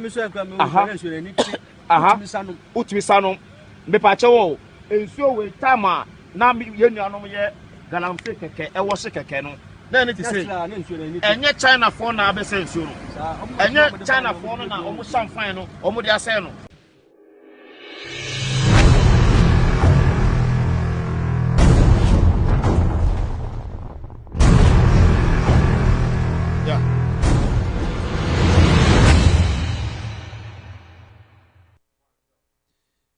Welcome back to Loud Silence Radio and TV. My name is Kevin Ekobedu Taylor. This is the extended version of With All Due Respect. We told you we're going to have an exclusive interview with Solomon Owusu. If you don't know Solomon Owusu, then you don't know about Galamsey. You don't know about mining. You don't know about small-scale mining in Ghana. He has been a champion. He's been fighting for Ghanaians, fighting for locals, fighting for Ghanaians to know the truth about what is happening underground, what is happening behind the scenes when it comes to this government fighting against Galamsey. He is in the studio now. I'm going to introduce him, have a serious conversation with him because lots and lots of things are happening in Ghana today. Solomon Owusu, welcome to the show. Solomon Owusu is in the show. Solomon Owusu is here. You know, the funny thing is, this is the first time that I have met Solomon Owusu. Sure. And it is shocking, right? People think that, oh, these guys, they are Paris, oh, they are Galamsey boys from Obuasi. But you see, we say we are from Obuasi. People don't know. They think we just make it up. Yeah, Obuasi is big, so. Yeah, and Solomon knows Obuasi. I know Obuasi. You see, Solomon, so let's tell people how we know Obuasi. So from Tutuka, then you go to where? Are you coming? You go into Obuasi town. Yeah. From Tutuka, then you go to Kwabrafoso. From Kwabrafoso, then you go to so from Kwabrafoso to Wawasi. Wawasi. From Wawasi to STP. Wait. Yeah. Before you go to Wawasi, there's a small town on the right side called Animedukrum. That's where the whole thing happened. That place, that Animedukrum. Then you go to STP.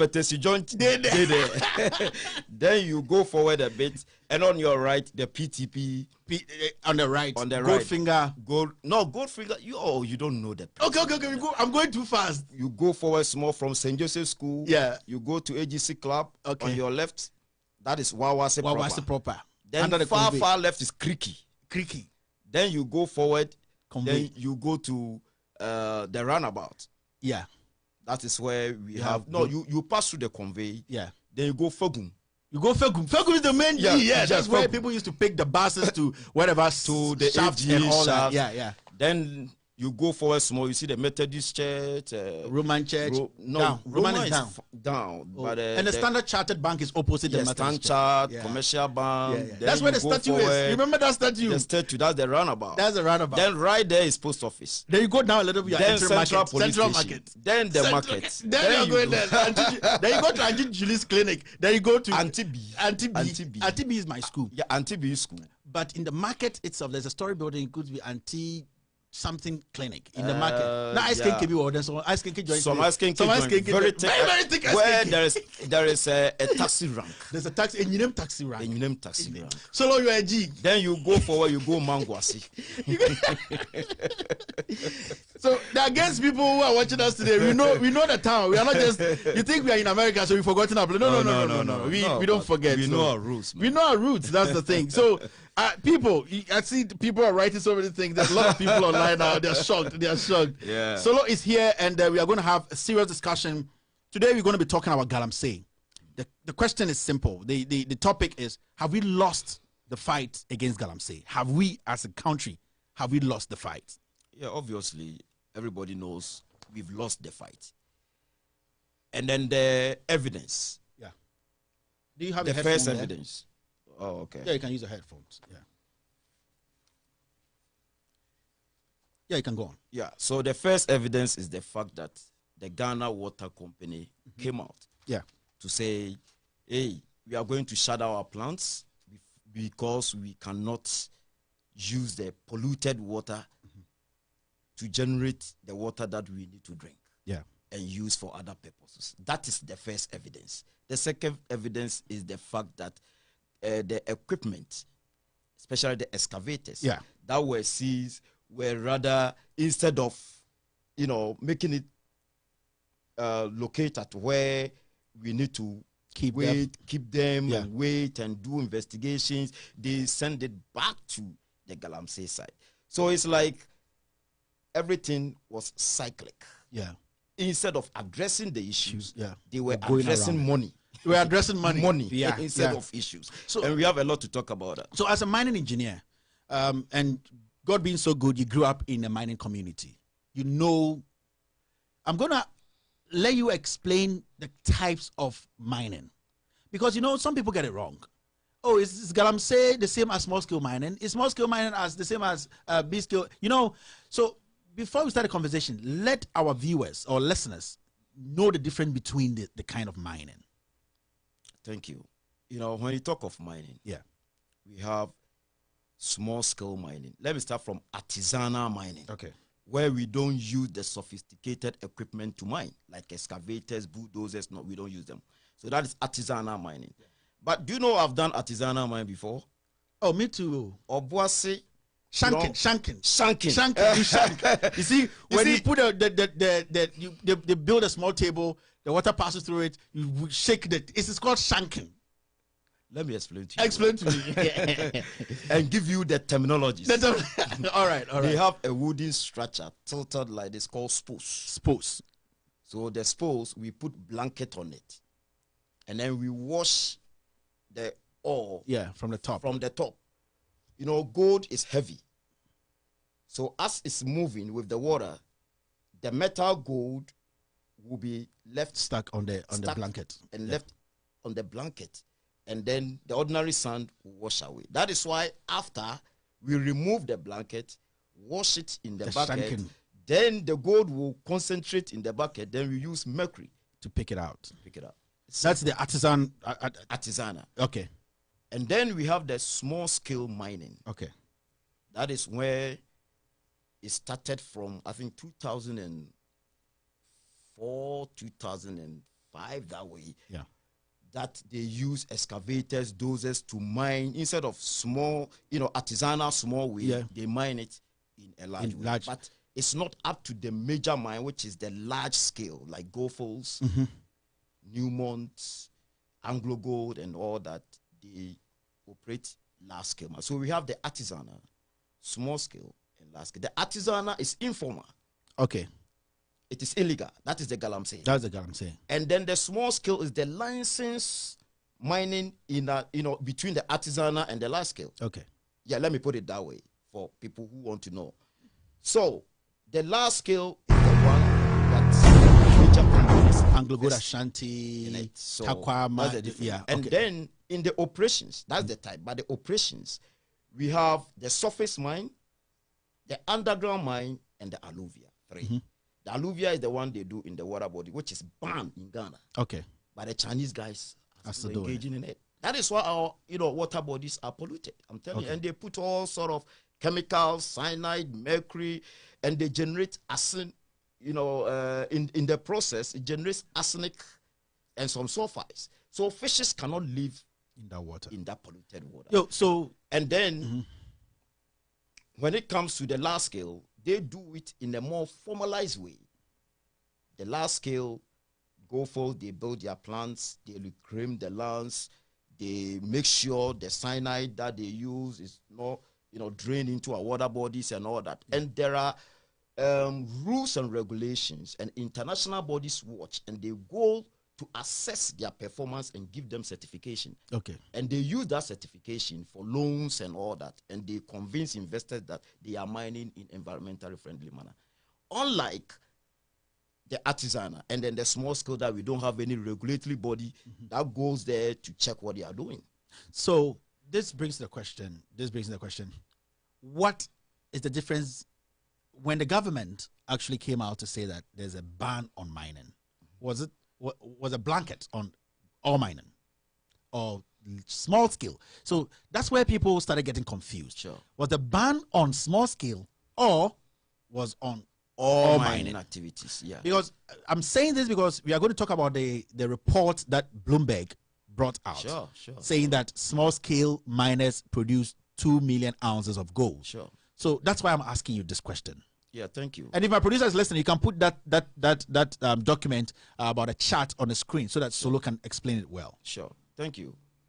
In 2017, around March, the government and then the minister in charge, Honorable Peter Amewu, made the announcement that they were going to put a ban on illegal mining, Galamsey, and small-scale mining. These are two things. So the large scale were exempted. Okay. Like the Goldfields, Anglo Gold, and all that they were producing. Yeah. But any small scale, whether registered or unregistered, and illegal mining activities were all banned. But Shanzi mine, example, Shanzi mine in Galamsey, that has killed a lot of Ghanaians. Yeah, I saw some pictures. They were mining. And the government can challenge me on this. I have evidence to prove that they had mined since the ban. And nobody talked about 2017. it. And it was registered under small-scale mining category in Ghana. Go to Minerals Commission, it is there. I have evidence. So why should you ban all Ghanaians from operating small-scale mining, but allow the Chinese guys in Galamsey, allow Chinese guys in our forest, Cobra Forest, during the ban, they were arresting them, right? Yeah. Aisha One and all that, and they were left off the hook. I was asking that if anyone has seen any Chinese in any of our prisons today, they should let us know. Because we know that lots and lots of Chinese were arrested. None of them. Yeah. Look, I've monitored this from 2007. Okay. That's why I've been fighting. Yeah. None of them is in jail. Professor Frimpong Boateng should come and prove to me that a court has jailed any Chinese guy in Ghana. I have documents. That's terrible. None of them is in jail, but we have Ghanaians who are in jail. You see, the most surprising thing is, last 2 weeks, a guy was arrested on December 20th in Ashanti region using pickers and shovel to mine. What is it? Pickers and shovel to prospect for gold. But it was in a mining concession, a large-scale mining concession. They reported and they arrested him for engaging in illegal mining. December 20th. Just last week, they jailed the guy. A Ghanaian. Meanwhile, we have arrested lots of Chinese guys. They are working freely. So the question is, do we have laws that protect the Chinese guys and also have different laws that allow Ghanaians to go to jail? That is where I find difficulties with this government. But you see, someone to raise an issue that when it comes to Galamsey or our water bodies getting destroyed, it didn't start today. Even, in fact, before you came, I was trying to tell people that it started all the way from Rawlins's time. Not Rawlins' time. Before that. Gold Coast time. Yeah, okay. So let's ask ourselves. The time that the whites were bringing schnapps and to come and take gold.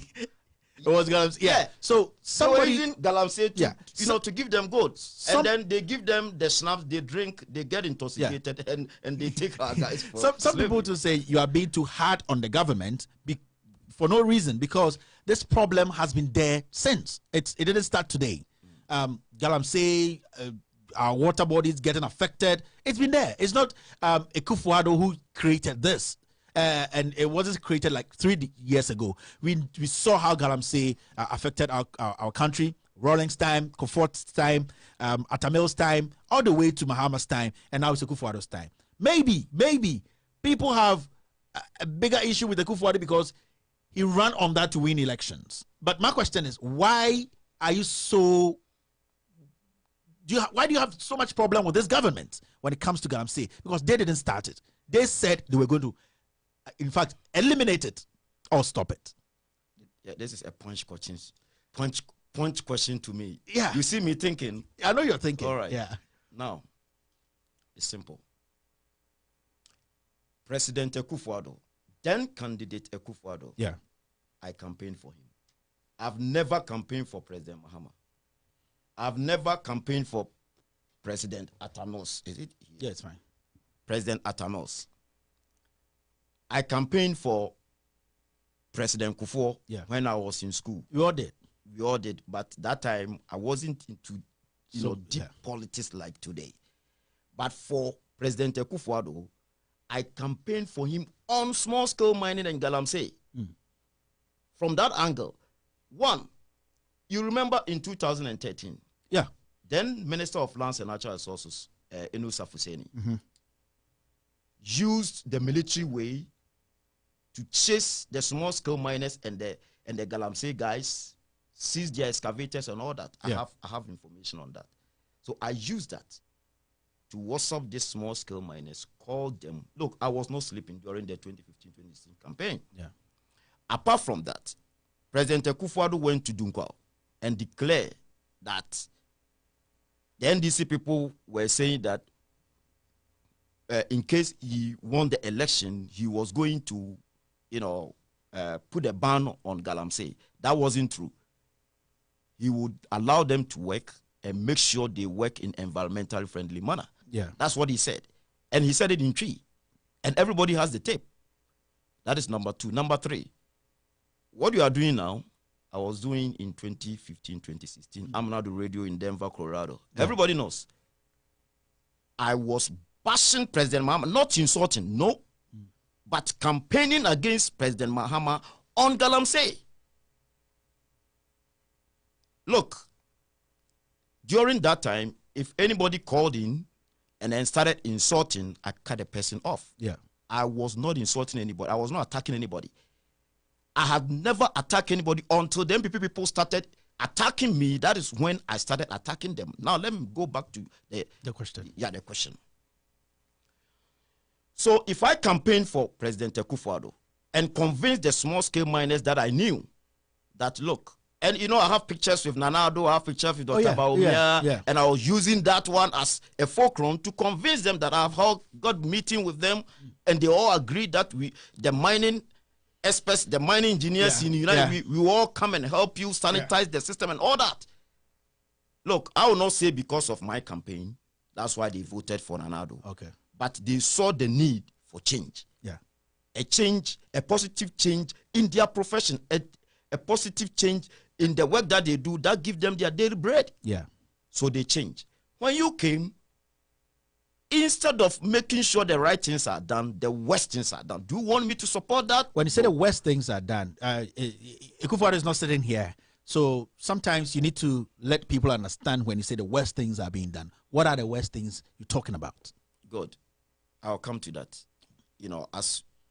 We just started. Yeah, we just started. You're still listening to Loud Silence Radio and TV. My guest here in the studio is Solomon Owusu. He's a mining engineer. He's Ghanaian based in Denver, Colorado. He's here in the studios with me. We're discussing Galamsey. We'll be coming to the main topic, which is the missing excavators. But, if you are a 90s kid, you will not understand. This is comedies. We are doing the comedies before we go into the main action. So, Solomon, you can go on.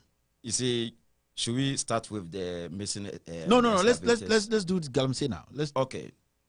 The president started the Galamsey sanitization, Galamsey fight, and all that with Kenashibe and all that from March 2017.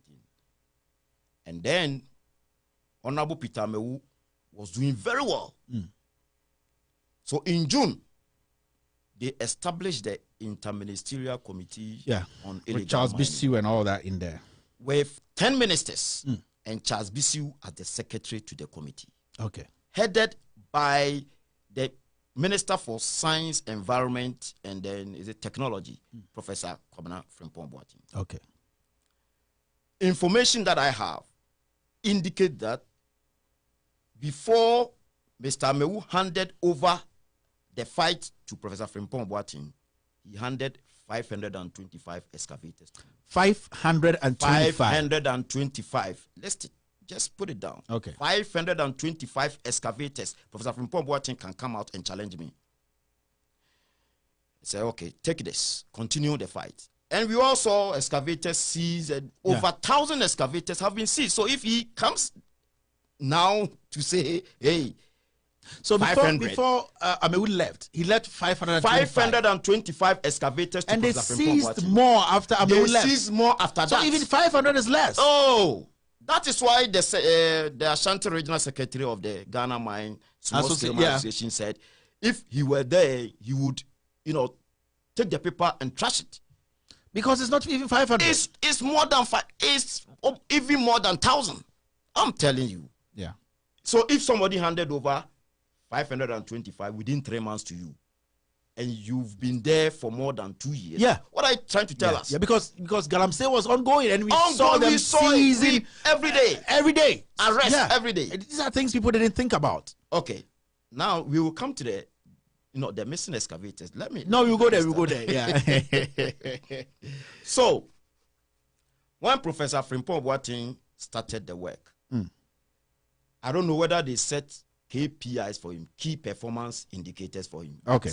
Everybody knew that the purpose of that interministerial committee to make sure that better policies are put in place. The reason why I use better is that there was a policy before before 2006, something like that, right? Yes. Mining. I have it. The Mining Act 2006. Yeah. And I'll read that to Mineral people. and Mining Act. Oh no, let the producer put it on it. Yeah. Mineral and Mining Act. Yeah. 2006. Act 703 is here. Yeah. I have it, and I've yeah, gone my producer through like 10 times. yeah. It's there. So now I remember this very well. When they are talking, they talk as if there wasn't any law. There was a law. And they have come. You know that Professor Frimpong made a comment on Asempa FM. And when we came, we were initially deporting the Chinese guys. Mm-hmm. But President Kufuor came out with a law that if you are arrested, you go to jail 15 to 25 years. Yeah. That day I was shocked. So does it mean the man didn't know there about was the act? Mineral Act 2006? Oh, forgive him. Maybe he's a scientist. He didn't read it. He's a scientist. He's a surgeon. He's not a scientist. Oh, okay. He's a surgeon. Scientists are those astronauts and those. He's just a surgeon, right? I'm an engineer. Okay. So he's a surgeon. He's a surgeon. Okay, that's a good correction. When it comes to, human hearts and all that, he's perfect. Yes. But as a professor or as an academician, yeah, any responsibility that is given to you, you should be able to read about. Very important. That discipline, you need to read about it and know and understand it before you even start the work. That day I saw that the man doesn't have a clue about what he's doing. I'm telling you. There was an act 2006 and he showed me. Yeah. And look, let me first read where it says that it talks about the punishment. Very good. It's right here. Please read for everybody. I will not read. You read. All right. So this is the Mining Act 2006. A person. A 2A. It's a section 99 2A 2B. Section 99 2A 2B. I'm reading from 2A. It says a person who A, without a license granted by the minister undertakes a small-scale mining operation contrary to Section 1, or B, acts in contravention of provision of this act in respect of which an offense has not been specified, commits an offense and is liable on summary conviction to a minimum fine of 1,000 penalty units or to imprisonment for a term not more than 3 years or both. So you could be charged with both. Yes. And this act was there 2006. Okay. So, they are now portraying as if, if you portray as if you just came up with a law to imprison people, that's why you left Ashawa and all that. I don't take it. I don't understand it. You see? So, when Professor Frimpong started, he was supposed to manage the committee to ensure that better policies are put in place, to improve on the existing one, and also to ensure that the guys are monitored and they operate in environmentally friendly manner to protect our lands and prevent our water bodies from getting polluted. That's number 2. Yeah. Number 3, to ensure safety, because some go underground. Yeah. They get killed. Yeah. Do you know last week about 6 people or so get killed around the Doma area? No. On Galamsey? Or they don't report these things. You don't follow. I have all the documents there. The point is, all this has Professor Frimpong achieved even one of them. All the 3 things you stated. Water pollution, land degradation, safety, health, environment, and all that. No, he hasn't. So now, why should we still keep that man there? Or keep the interministerial there? It is a useless interministerial committee. And the most useless committee ever set by any president in the history of Ghana is the Interministerial Committee of Illegal Mining. And this brings me to their secretary. Their secretary, who is Charles Bissiou, was caught on camera taking bribes. And we all saw, not bribes. And we all saw this. And I was cutting the president a slack. I was like, okay, this guy has been seen on camera doing this. Now the president for what we know, has good plans. He loves Ghana. He's putting in place policies that will protect the citizens. So what is the president going to do about it? The first time I saw the video, I didn't have any doubt in my mind that the president was going to fire this boy and tell him never to come close to his government. Now, as we know, Charles Bissiou is yet to be charged with anything. As we speak now, Charles Bissiou is still a government appointee.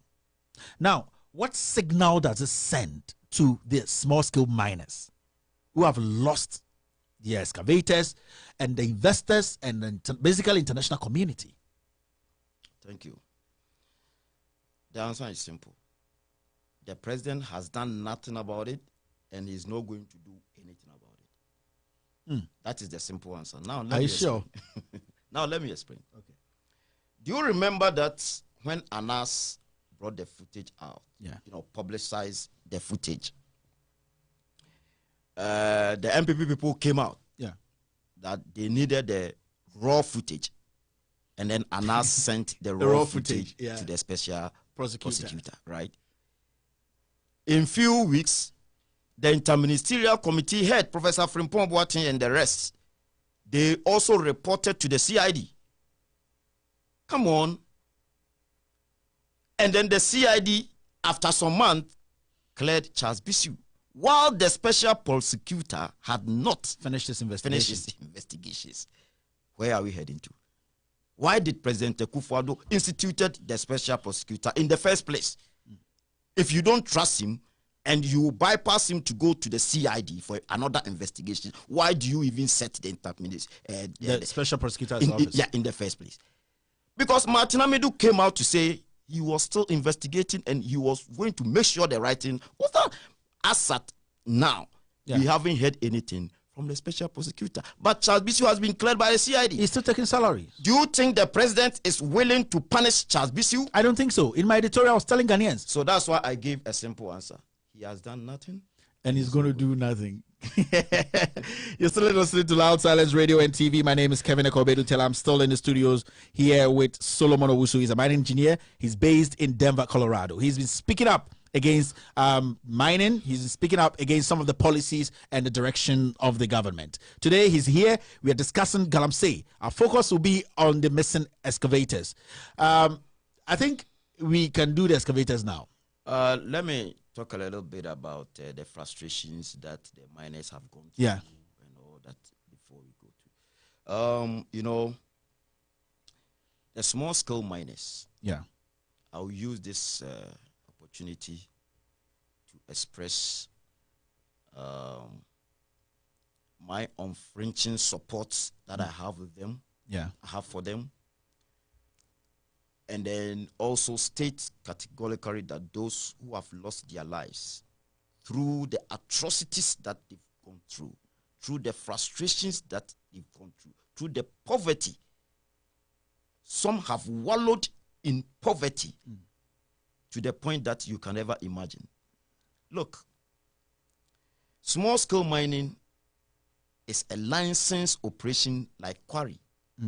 Like any other business in Ghana. The guys went through the process, acquired their licenses from the Minerals Commission. Legally. Signed by the Minister for Lands and Natural Resources legally. And then, based on that, they went to the bank to take loan. How much is one excavator? Over 55,000. $550,000, not Ghana cedis. $550,000. But if it's 55,000, like anyone can buy. But $550,000. And they're selling it for 50,000 Ghana cedis? Yes. But if you get something cheap, you sell it cheap. Maza, have you gone to Kumasi? No, cheap, easy, easy. Rock the top there where they used to have the Kufor bars to Obuasi. The top there, easy, easy. So the point is, if we have even 500 excavators, like the way Professor Frimpong Boateng said, multiply by $550,000, you are talking about $250 million. So if people have can have money to buy such excavators. That should tell you it's not a joke. It's a business. Money business. Profitable business. It's true. Now, these people borrowed money from the bank, started their operations, they were working. And they gave them rules to follow. That is where I also have problems with the licensed small-scale miners. Yeah. They didn't follow the rules. So the ban, to me, they could do it in a way to train them or to monitor them to do the right thing, while they charge them to use their own dozers and excavators on site to cover the pits, do reclamation. You know, if I say, you know, reclaiming the land and all that. Reclaiming the land. You can, plant trees and all that, so that our environment or our lands will not be degraded. Now, they didn't do it. You put a ban. You gave them 6 months. After the 6 months, you didn't have solution. You gave them another, 3 months. No solution. You made it indefinite. 2 years. Still no solution. 2 years. After that, December 14th, it was Friday. December 14th, 2018, they lifted the ban. And then it took effect from Monday, December 17th. That is where they published those who could mine, those who could not mine. Yeah. After that, we all thought once the ban is lifted, there are structures in place to protect our environment. There are days they can get their licenses and all that. From 2018 December up to now, most of the small-scale miners are home unemployed still. Why? The ban is lifted. They were mining. You revoked their licenses. You said you are going to make sure the right thing is done. And that now they can't mine again. They send me messages and text but some messages people are mining every day. What I know is there are some people who are mining now, and on this show I don't hide. Chemaun to me is mining. Oh, Chemaun to me is mining, and I know for a fact. Look, lots of small-scale miners in Ghana are MPP people. I'm telling you today. I know most. Majority of the majority of them are MPP, and they sponsor the party at the local level, constituency level, polling station level. They sponsor the party. John Bodu and Chairman Fred Blake can come and challenge me on this, because I was campaigning for Nanado on Galamsey, and I know what people did. Yeah. So now it's not that we can make it work. We can make it work in such a way that they can mine in environmental friendly manner. But you people are not ready to. So what is stopping the government from making the small-scale miners who have the right documents to mine? Because they had the documents before the ban was placed on it. Frustration. The answer is frustration. From the government. They are frustrating them and allowing their cronies to mine.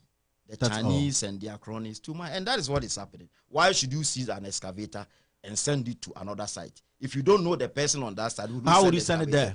I mean, this is simple. Nobody should argue on this. Yeah. And, it's pathetic that we thought Nana Akufo-Addo was coming to make sure the rule of law works. Now, what do we see?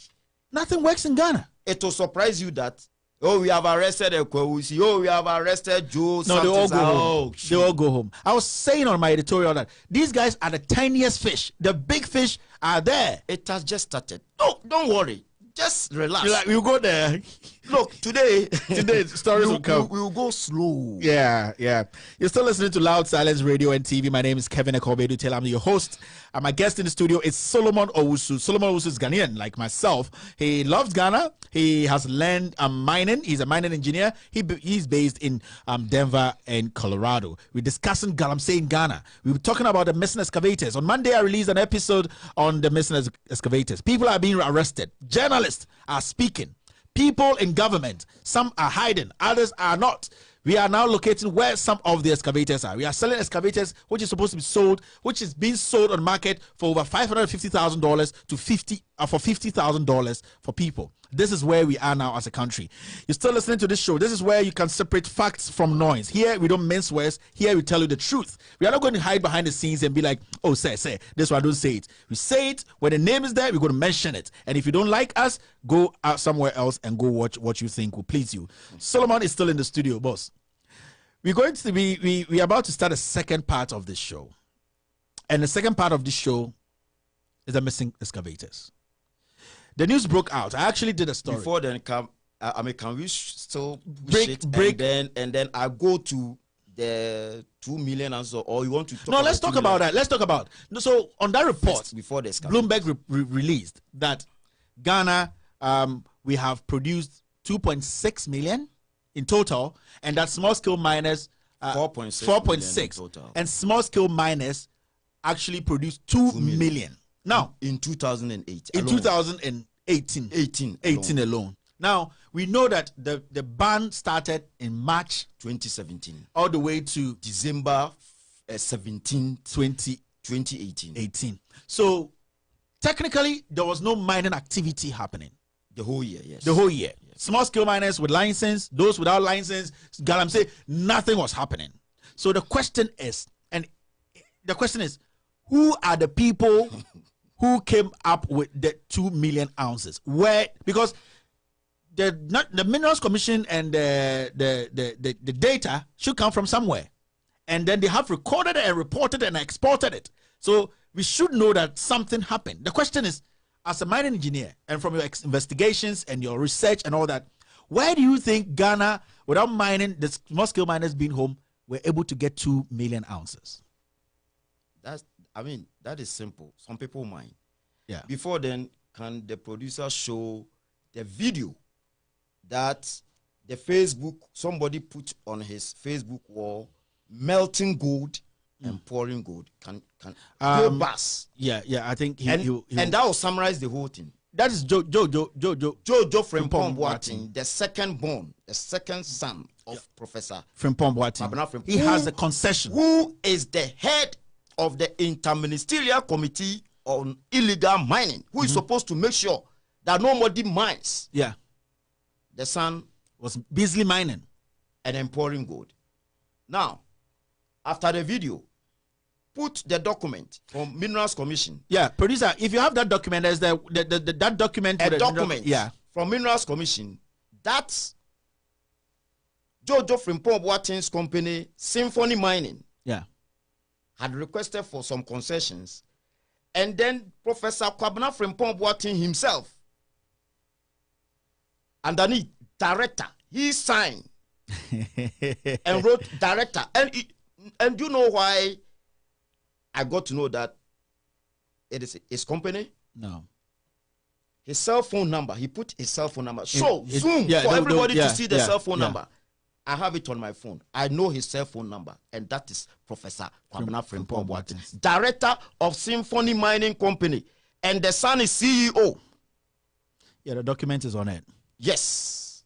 So that should tell you that the person who is supposed to make sure the mining thing is done correctly, he owns a mining company. Yeah. So if you look at the document, you see 0244. Very good. 330049. You can call Professor right now. If you are there, you can call Professor and then ask Professor, is this your number? Is it your number? Professor, don't turn the phone off. I know you are watching with a different account.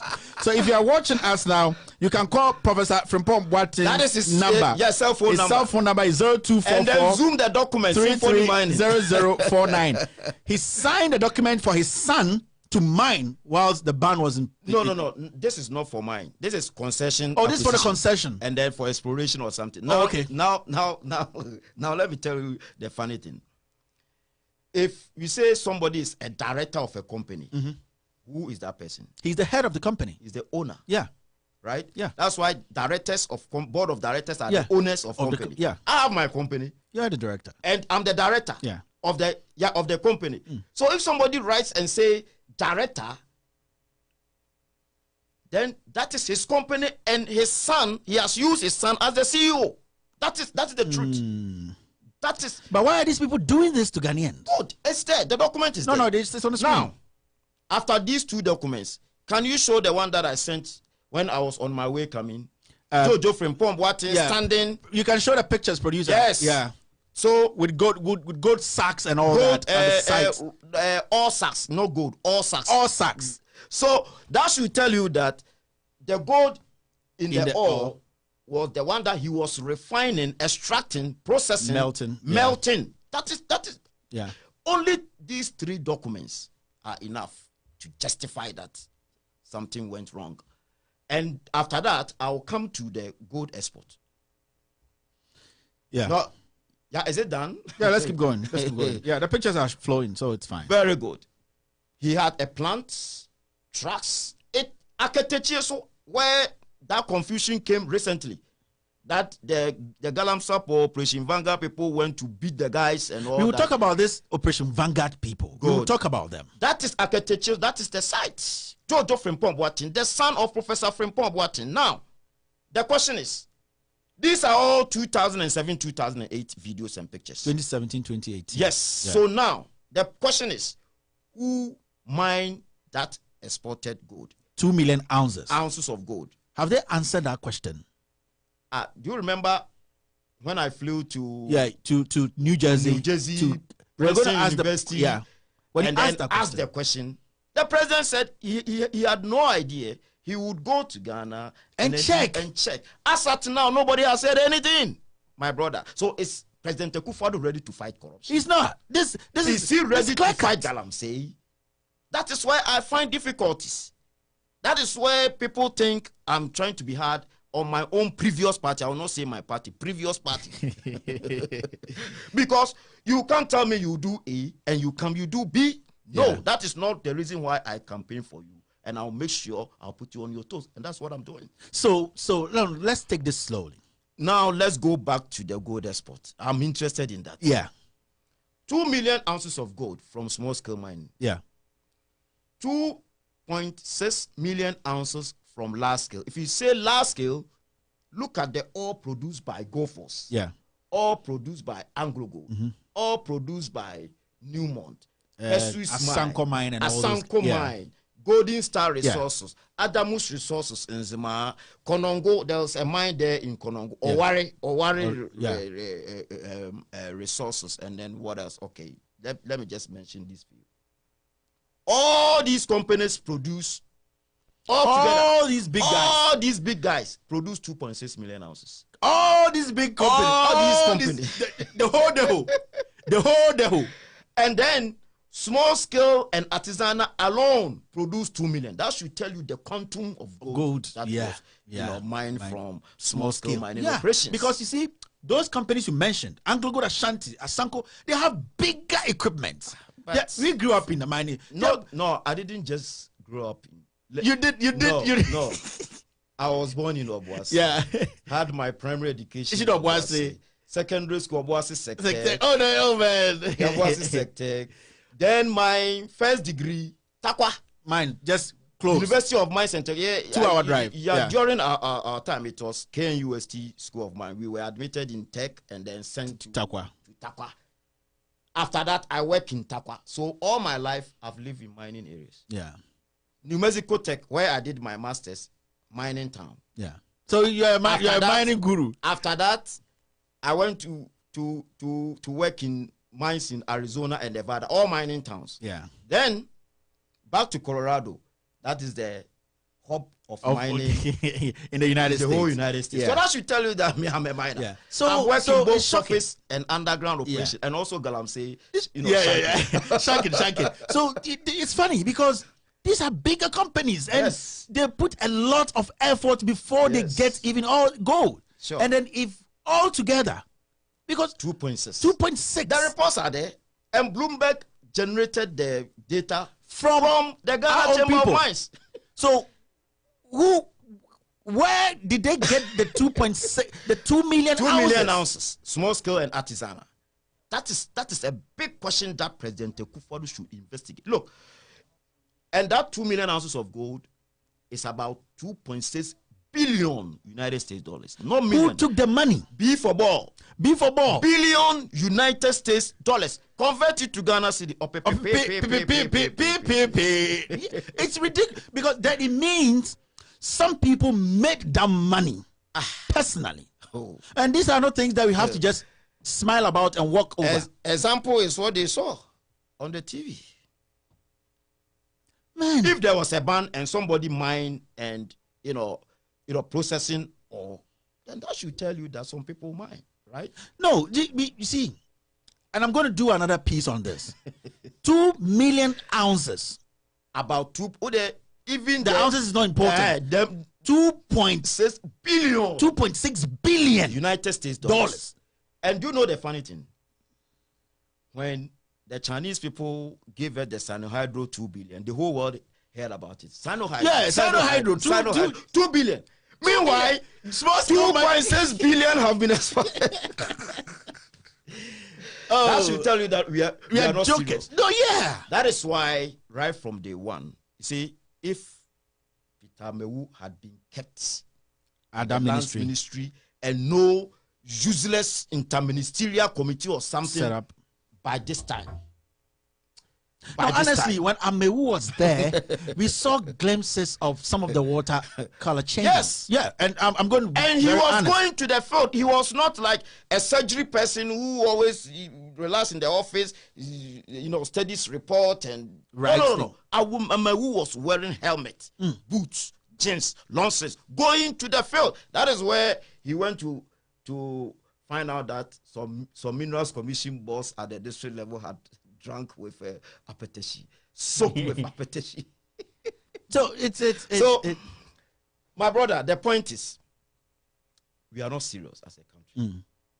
It's not that we can't make the small scale mining attractive for the youth to work. And do you know one thing? It is a work that the people in court without certificate that they say, oh, you don't have certificate, we don't have job for you. After they do everything for the party to come to power, they say, oh, you don't have certificate, we are not going to give you job. Small scale mining, we don't need certificate. So we can make it attractive for them to operate in environmental friendly manner, guide them to create jobs for the people. All what they need is good policies, guidance, monitoring, and ensuring that the rule of law works. That's all we need. And that's what they didn't focus on. They were focusing on money. Yeah, because it comes to that, what's his name? Ewuzi, the guy who was just arrested, the MPP Central Regional Chairman, and Dr. Frimpong Manson had a fight. Frimpong Boateng. Yeah, somebody just called me and told me that I keep calling him Frimpong Boateng. Yeah, so the issue is this is what happened. There was a fight between the two of them. No, you're getting the wrong one. There was a fight between the two of them at Frimpong Boateng's office. And the fight was all about something which you can't even understand. And we have footages, and we are waiting for our leak to send us those footages. The funny thing is, they were fighting because Professor Frimpong Boateng thinks that Ewuzi is not doing what the party wants. And that is simple. And that the reason why the president pushed this agenda of Galamsey and all that is because they were supposed to make enough money to support the party. And that there wasn't enough money coming. And Professor Frimpong Boateng, thinks that Ewuzi and his clique, like Charles Bisu and the rest, were pocketing the money. And that noises or complaints he's getting from the Jubilee House is that nothing is coming through to the party. That's why a fight broke out in Professor Frimpong Boateng's office.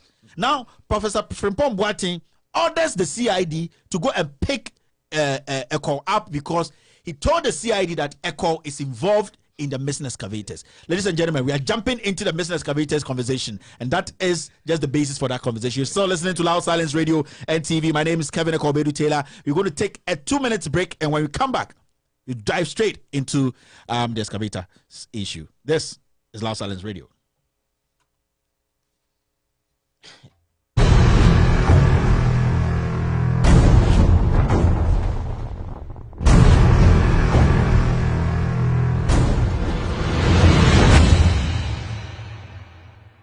In Ghana, we moved to address this issue by initially placing a 2-year ban on small-scale mining upon my assumption of office in January 2017, in order to fashion and implement policies on how to sanitize the sector and ensure that in future, small-scale mining would not damage our environment. We had to train some of the small-scale miners in responsible mining and find alternative livelihood resources for others who were engaged in illegal mining. Our efforts have begun to yield dividends. Some of the heavily polluted rivers are showing signs of being restored to health. And recently, there was a lot of excitement. Fish were seen again in one of the most famous rivers of our country, the Ancobra River, after many years of turbidity.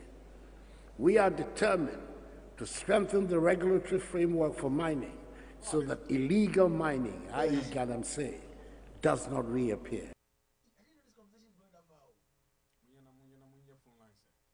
Your phone line is not high. He can answer. No, I'll take it to 420.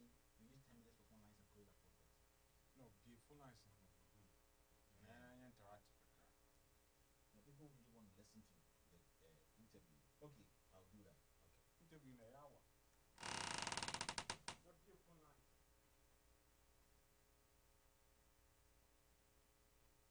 Fellow Ghanaians, my name is Solomon Owusu from Denver, Colorado, United States. But I'm in Prestia now, Prestia Western region of Ghana. This river is River Ancobra. This is the river in Prestia that Nana Akufo-Addo went to South Africa and lied to the whole world that this river has been restored and we have fishes swimming in the river. Can fishes live in this river? Fellow Ghanaians, this is River Ancobra. He mentioned it. River Ancobra has been restored. This is River Ancobra in Prestia, where small-scale mining, illegal mining, is actively going on now. The Chinese people, information I've got now, is that the Chinese people are still working. They work somewhere here. They mud the water, and then you see the water running, going this way. See, opening. First one mu nuanom ye small scale utimi sano me pa chewo ensuo we time a na ye nuanom ye Galamsey keke e wo se keke no na ne ti say enye China for na be say ensuo no enye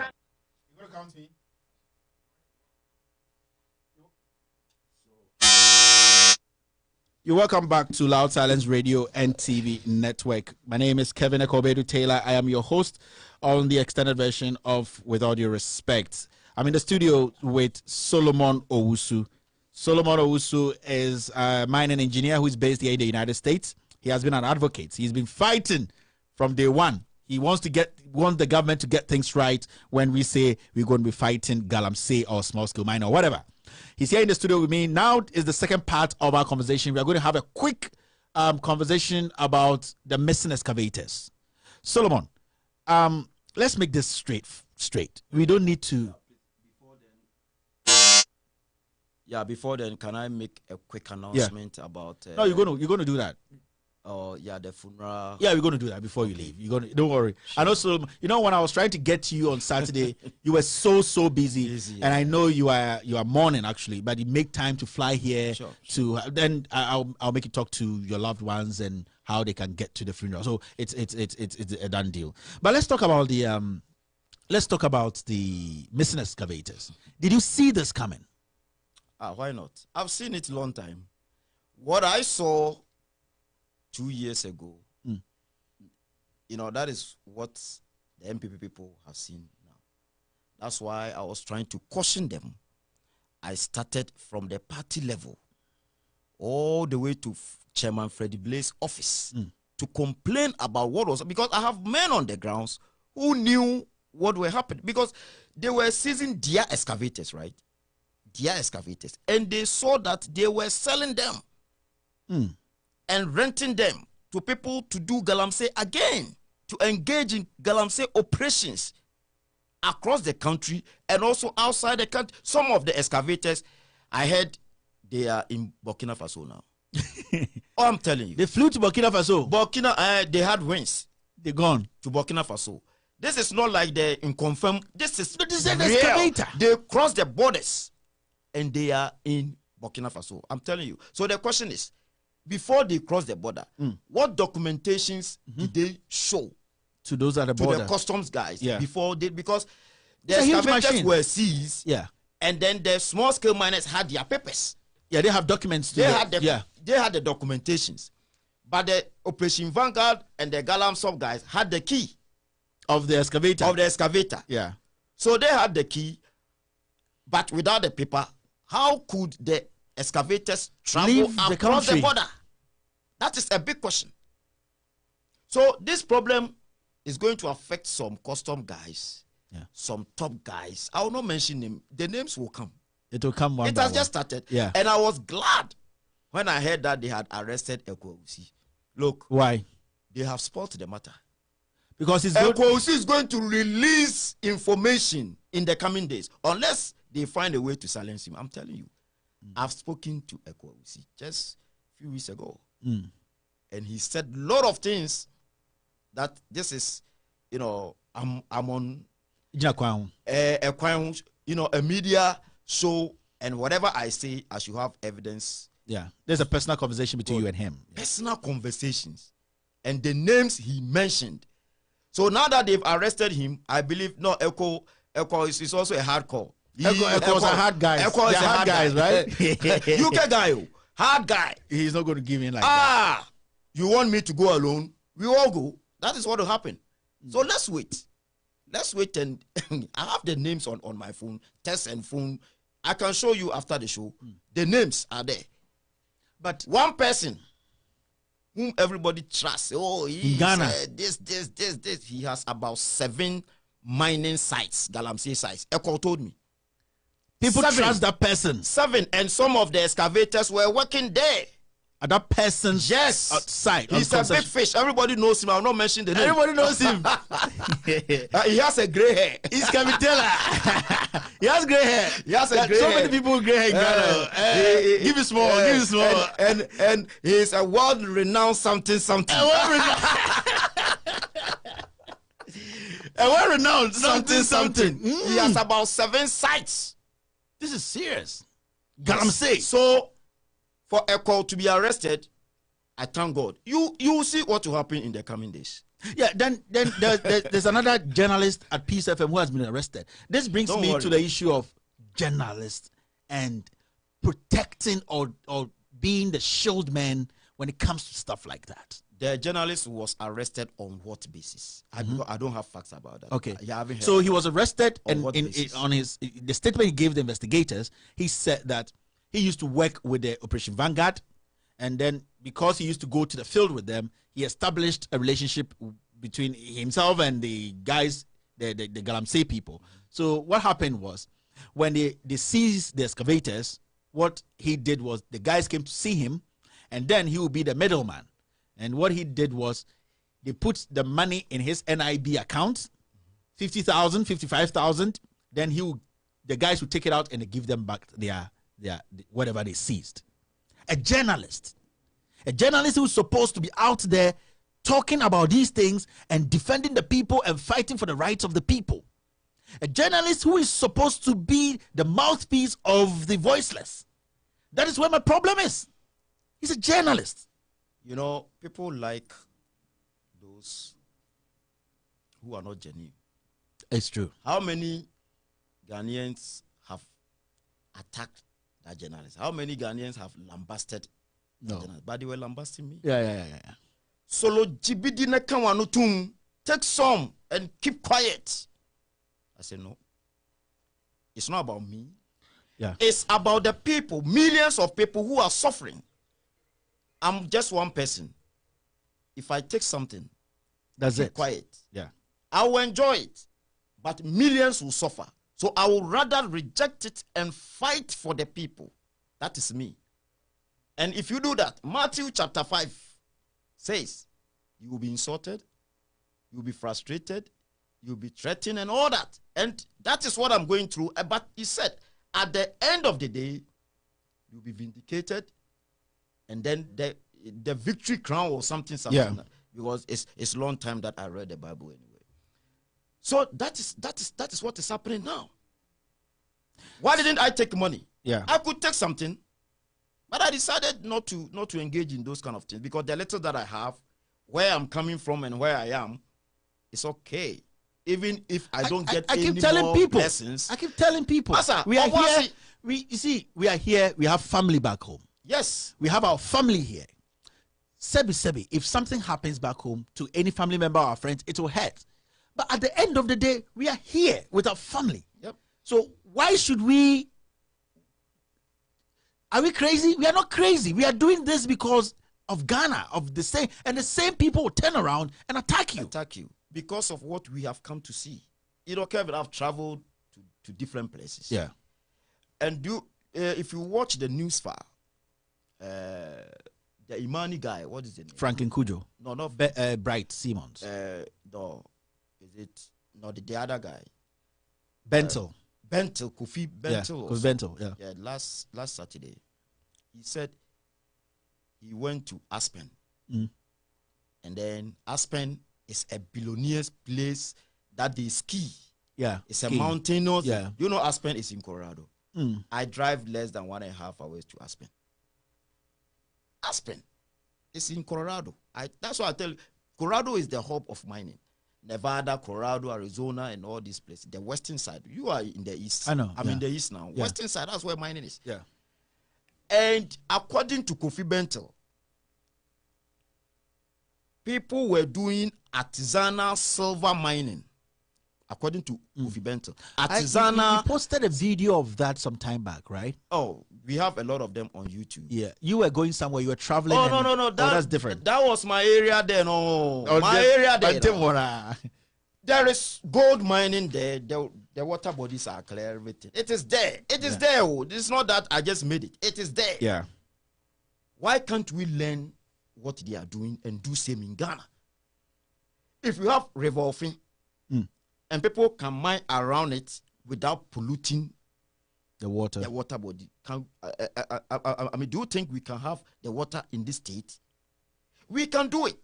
According to Kofi Bentel, he went there, asked them, why are you mining here while the billionaires are having fun? I said, no, that's our work. But we make sure you don't pollute anything. We don't pollute anything. Yeah. We work under strict regulations. And that is what I plan to help Mr. Amewu to implement in Ghana. That's the secret. I had personal conversation. Mr. Amewu is a nice person. Look, if we have 5 of Amewus in Ghana, just 5 ministers like Amewu, Ghana will change. No, within a twinkle of an eye. I'm telling you. Some people say he's an Ewe. No, it's not about Ewe. I'm an Ashanti. Somebody that I was fighting with is an Ashanti, 100% Ashanti. Yeah. But if you're an Ashanti and you are doing the wrong thing, we have to tell you. I will tell you. I will not support you. Yeah. Amewu was doing excellent job, but people don't like the truth. That is the problem.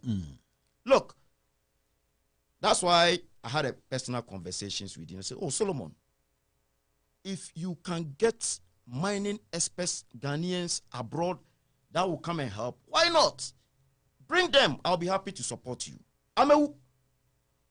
That's why I gathered, I go for conferences and all that. I gathered professors, doctors, consultants, top industry and academicians in the United States here. Some are watching now. Some are watching because I told them I was coming here. United States here, Canada, Australia, South Africa, Norway, and Ghana. Some top mining executives in Ghana. If I mention some of them, they don't want their names to be in the media. 30 of them. When Amewu saw the list, he said, wow. When Minerals Commission boss, Mr. Ade Ntribu Esiaku, he was in AGA, the time that your dad was owning the gas light, where you were selling appetition. Yeah. Kennedy, what's about that sells appetition? Kennedy, yeah. The day that I heard that, I was shocked. No, it's gas light was one of the biggest clubs around, right? Yeah. Kennedy's not okay. Kennedy's not okay. He doesn't. I'll pay for his medical problems. It's fine. I'll pay for his medical problems. Anyway, so Mr. Aden Chibuase had worked in AGA for a long time, so he has experience, and he knows most of these people. Say, wow. How, he asked me at his office, how did you get all these people? I said, oh, sir, don't worry. We the young guys, because of the internet, we connect. Yeah, we get connected, we fish for. So they were ready. We put structures in place, everything, and Amewu agreed that no, we should come to Ghana, do investigations, understand the problem, because we can't sit in abroad here and say somebody is doing something in Aspen. Maybe the Aspen, the geographic location and the rules and everything are different. Yeah. So why don't we go to Ghana and study our system, understand their operations, and then come and help? That was Amewu. That's why I went to Ghana to spend 3 months and wasted $63,000 for no reason. That is why I began to fight them back. If a cabinet minister, a sector minister had agreed, because I didn't know interministerial committee. No. I went to Ghana because of the Ministry of Lands and Natural Resources. And the man gave me a car, he gave me fuel, and we decided our hotels and everything. You take care of it. You take care of it. Just to help. Charles Bisu said, Professor Frimpong Boateng said, no way, you are not going to the field. Every data that you need, I'll provide for you from the office. I said, what? But if I needed data from the office, I will stay in the US. It was just WhatsApp or email, right? Yeah. I will just stay and send email and then get the data. But the point is, what quality control and quality assurance measures did you put in place to pick the data that you are giving me? Because I'm going to give the data to top notches, top Ghanaian mining experts in abroad. So I should make sure whatever I'm going to send to them, I've seen it myself. Yeah. I'll make sure it is the right thing. It's not about money. We didn't charge the government anything, nothing. You can call Mr. Amewu. Anybody watching can ask Mr. Amewu whether we charge any consulting fee. Free. Professor Frimpong Boateng, according to Charles Bisu, said no way. And it turned to a fight. And they brought Dr. Nade to convince yourself. Fuck off. You are all part of it. That's the problem. Those you don't want the right thing to be done. The dedicated ones who should make sure the right thing is done in Ghana. They don't want. They are the people who support nonsense. It's true. You see, so after I went to the field myself, because they threatened me with Operation Vanguard brutality, but they don't know we David, no Moses, David, I'm not scared of things like that. I mean, you were Dadabio, Gaslight, but Kevin Taylor.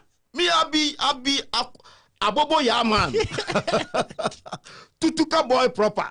Obasi said take Tutuka boy. Yeah. So those things, no. Those things are past that level long time.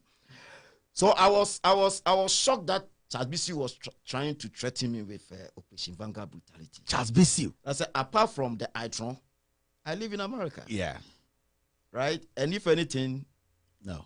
When they said, to court, I said, look, Kevin is an American. Do you think the United States will allow this nonsense to happen to, anyway, we will come to that.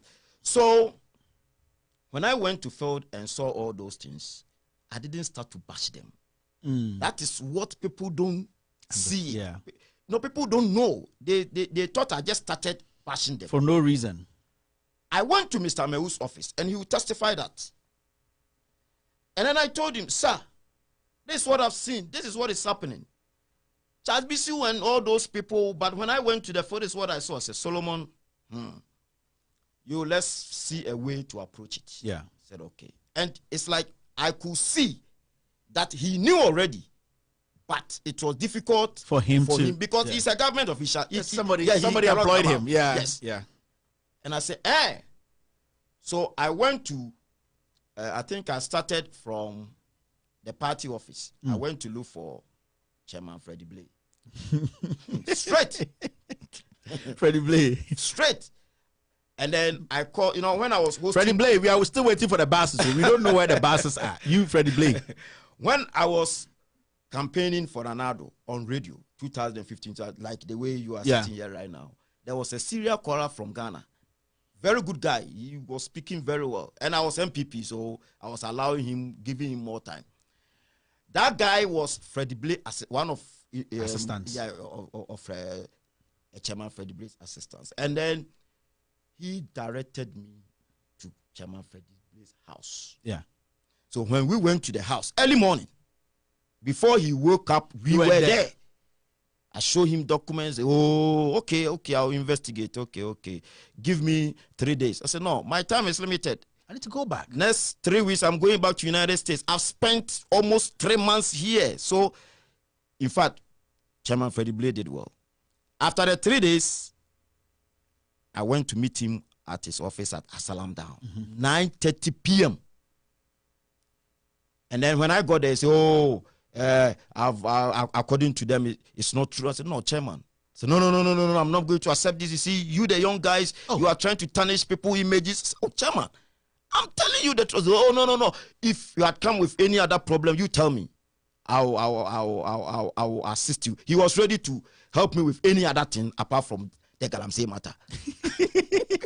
And I said, wow. One of the bosses, the bosses are not coming here. No. Yeah. Not bribe or anything, but he was no. I know. You know, I was a party executive. So those times, abroad. So he was ready. No, I said, no. I didn't come for anything. I came because of this. So if you are not ready to listen to me, okay. So from there, I didn't start bashing. I contacted lawyer Ayokweotu. He doesn't want me to mention his name in public. But today I'll mention it. Because I have to make sure everybody understands what went on. Yeah.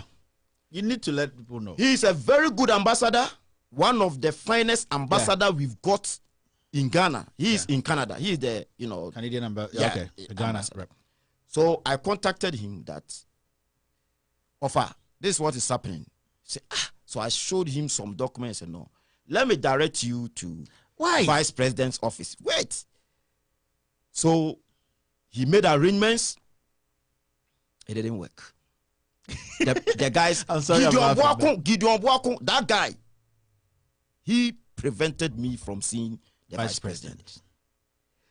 After that, I contacted Education Minister, Dr. Matthew Poku Prempe. He gave me Gideon Boakon's number. I didn't have his number. Education Minister gave me, he tested Gideon Boakon's number to me that I've spoken to Gideon Boakon. Call him, talk to him, and let him make arrangement for you. I said, okay. I'll call Gideon. Oh, okay. All right. Give me 3 days. Let me see what I can do. After 3 days, I called him. He didn't pick up. Yeah. I called him. I said, okay. So I went to Dr. Ayariga. He's my good friend. Yeah. And then I said, Doc, this is what my people are doing to me. They've been frustrating me and all that. So I showed him, I presented the whole thing to him. Of the other side. Ayariga, APC. Okay, Hassan, APC. Yeah. I don't know, they're flag bearer. Yeah, the presidential candidate. Ayarikov, yeah. And he said, no, Solomon, this is not about MPP or NDC or AP. This is about Ghana. What you have presented to me make a lot of sense. It can help. Wait, give me a second. He just put his phone, call Lord Comey, Jubilee House, Director of Operations. Yeah. Lord Comey, he called him. I didn't know they were all friends. we fight, but they are parties. they I called Lord Comey. President Mahama, the Kukwa, they are all friends. They are parties. Yeah, they drink whiskey together. So there is no way you can do something and one not knowing. No, they know. They all know. It circulates. Yeah. Okay. So when he called Lord Comey, and he said, Lord, it's they have some terms, and then he explained the matter and said, no, the guy is right here. I know this guy personally. He has interviewed me from America twice. I know him. He's MPP. So he's going through frustrations here.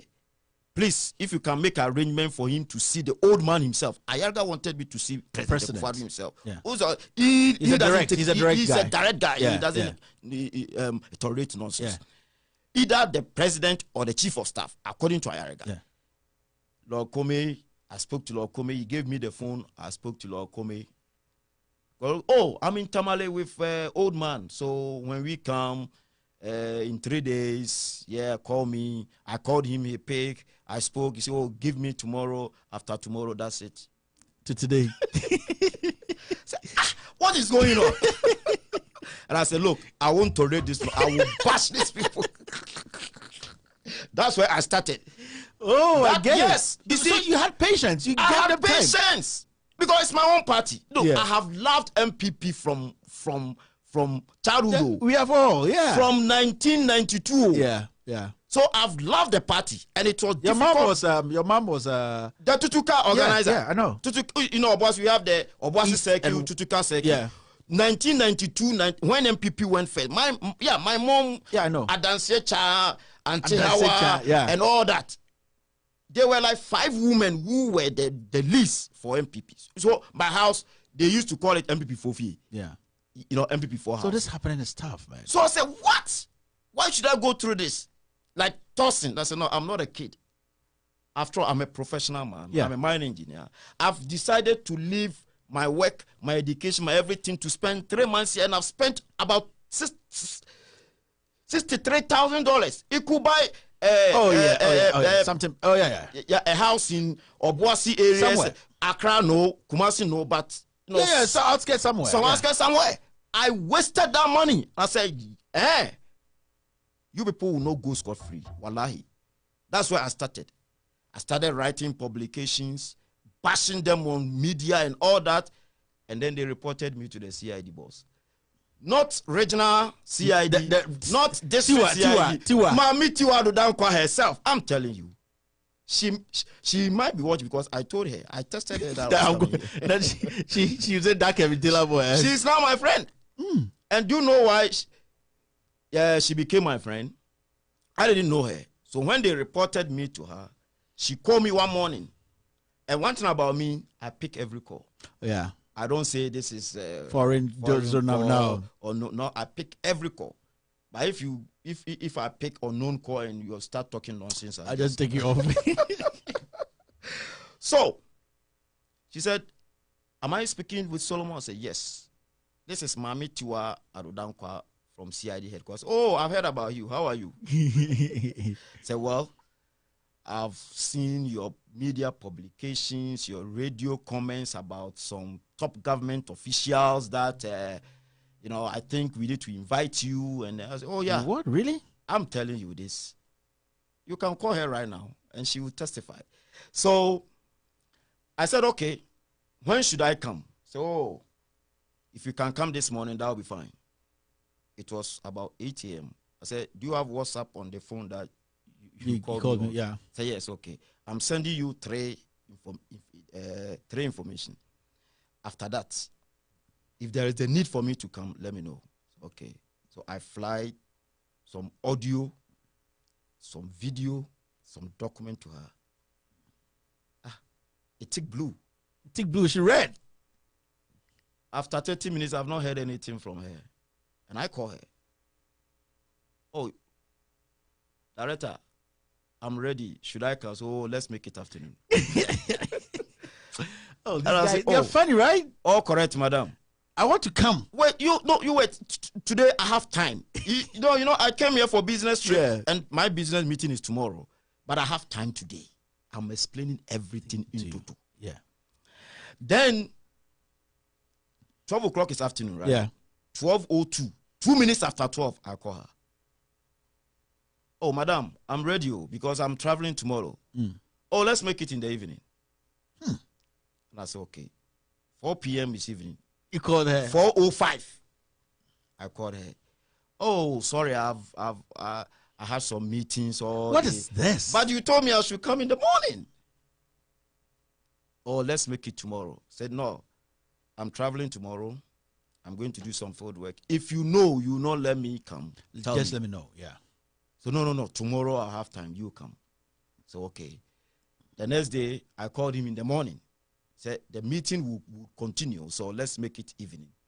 And I said, I'll be at your office 4 p.m. I will not let you give me time. 4 p.m. I'm coming there with my laptop, my phone, my documents. Oh, cool, come. 4 p.m. Oh, the woman is very nice. Yeah. When I went there, he said, come to my office straight. There is some nice police lady in front that took you there, right? Oh, nice. Oh, in fact, She welcomed me. Should I give you a drink? This. Oh, in fact, the woman is nice. So when I went there, she brought another CID called Mr. Afu. Mm-hmm. And then Mr. Afu was taking the minutes. So I set, I have some. You have your own gadget. I know you have your devices. Yeah, I have my device. We all have. It's very important. So I set it in such a way that if any nonsense happens, people will see what's happening. Because people were monitoring that gadget from here. Yeah. So I switch it on, put it on the table. They didn't know what I was doing. No, these people, they don't know. They don't have an idea of the work they do. Trust me. 98% of the security guys, the CID guys, they have no idea. So, because everything that I said, everything that I recorded, everything. Yeah. So if they had come to say anything different, I would, expose them. But the woman is nice. Yeah. Nothing of that sort happened. So I started and I showed my document, my phone, everything. He said no. Not knowing he was, just thinking of resolving the matter. Because we were all in the same party. So he advised me as a younger brother instead. And then he was saying the media bashing and all that was the one that he wanted to. She didn't want. And if I have anything, I should give it to her. She would take it up. And in fact, I like the woman. Okay. From that day. That's why when you were bashing her, I was I had to bash her because of the Takrady girls. Please. Yeah, the Takrady girls. It wasn't her fault. Don't hold brief for her. She was the head. Don't hold brief for her. She was the head. You own this place, right? Yeah. It's your own. Yeah. You are the chief executive. Yeah. If you have a director and there's a major problem and you have a meeting and collectively you all agree on something and you say, director, you are responsible. Take it up. Is it coming from you or from the group? That is where people don't know. It wasn't her fault. They had a meeting. So whose fault was it? You are saying if you are ready to defend her, you need to tell us. I'm not defending. So I'm just whose speaking fault the truth. was it? They had a meeting. And they all came up that let's say this to calm them down. She went out to make the statement. Good, and she was just a ceremonial something. Me, I'm telling you. All right. So, we please don't bash that woman. I beg you. Okay. Anyway, let's continue. So after that, I think somebody also called me and talked to me and all that, but that time, my time was, due, so I traveled back to United States, thinking that they would change and do the right thing. So my guys on the field were giving me the information, not knowing things were even worse because Akwakwa Champagne, he's gone. So nobody will bash us in Ghana again. Not knowing I'm here, I monitor everything. And the bashing was going on. And it went to court. And from court, we don't know what is happening, and this and that. What I will tell Ghanaians, especially the youth. Yeah, I think we should get to that point where. Is that we should be careful not to engage in anything that will influence us to prevent us from doing the right thing. We shouldn't follow money. We should insist on the truth. You go through frustrations. You go through intimidations, threats, police, court, audit. But if you know you are doing the right thing, continue to do it. And there's always a light at the end of the tunnel. And that's what has happened now. Yeah, it is manifesting now. Yeah. Now to the excavators. Kevin, do we have wings? Do excavators have wings to fly? They don't. Even if they have wings like aeroplanes, they still need fuel. They need fuel. They need to be sparked. Yeah, and the airspace, even to fly airspace, you need certificate to fly airspace. Planes just don't take off. You need a lot of, a lot of things to go through. When the man said the excavators had disappeared, that statement alone, he should have been sacked right from there and arrested. After that statement, he should have been fired there and arrested. Because what made him get that courage to come just say that and walk away? Because they don't respect the people. Now, to President Akufo-Addo, whether he's watching or his people are watching or whatever, he told us to be citizens and not spectators. Yeah. I have done my work as a citizen. You have done your work, Kevin Taylor, as a citizen. Most of the Ghanaians who follow Galamsey have done their works as citizens. Now, it's up to President Akufo-Addo to do his work as the leader. Mr. President, this is from Solomon Owusu. He said the citizens have done their work.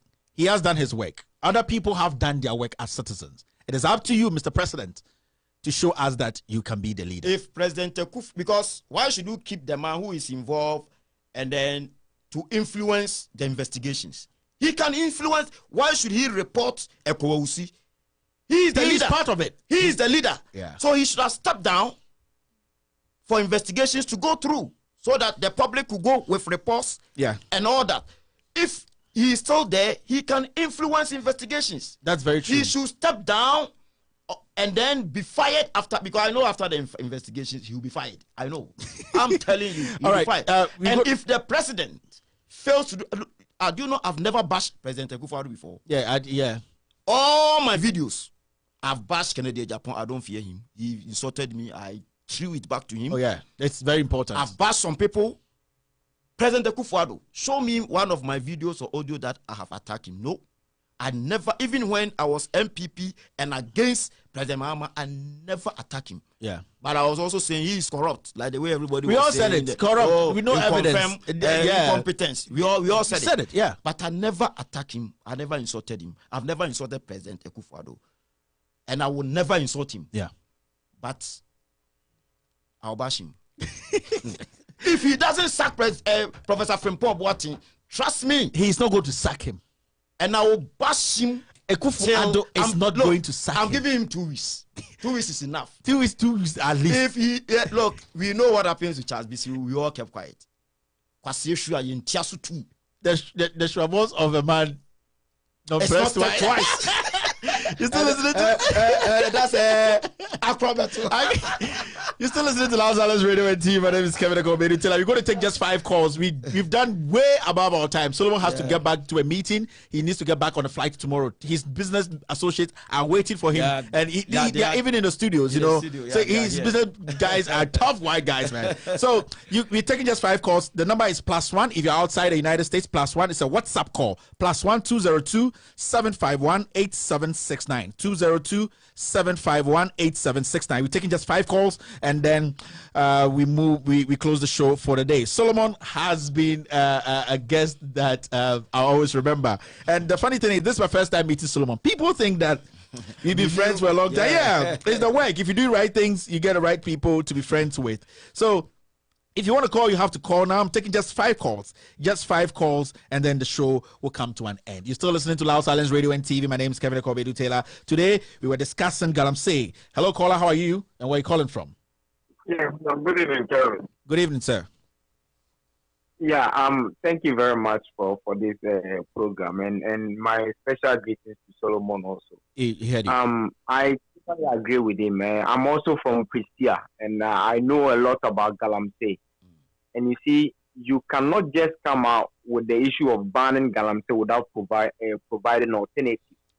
So I think the government has to come out with alternative. I mean, kind of educate the people, provide some solutions. Yeah. Because if we just come out saying they are destroying water bodies and all that, and we are banning them, look, in Pristia, for instance, Galamsey provides over 70% of the population with jobs. Yeah. But there's no job. Yeah.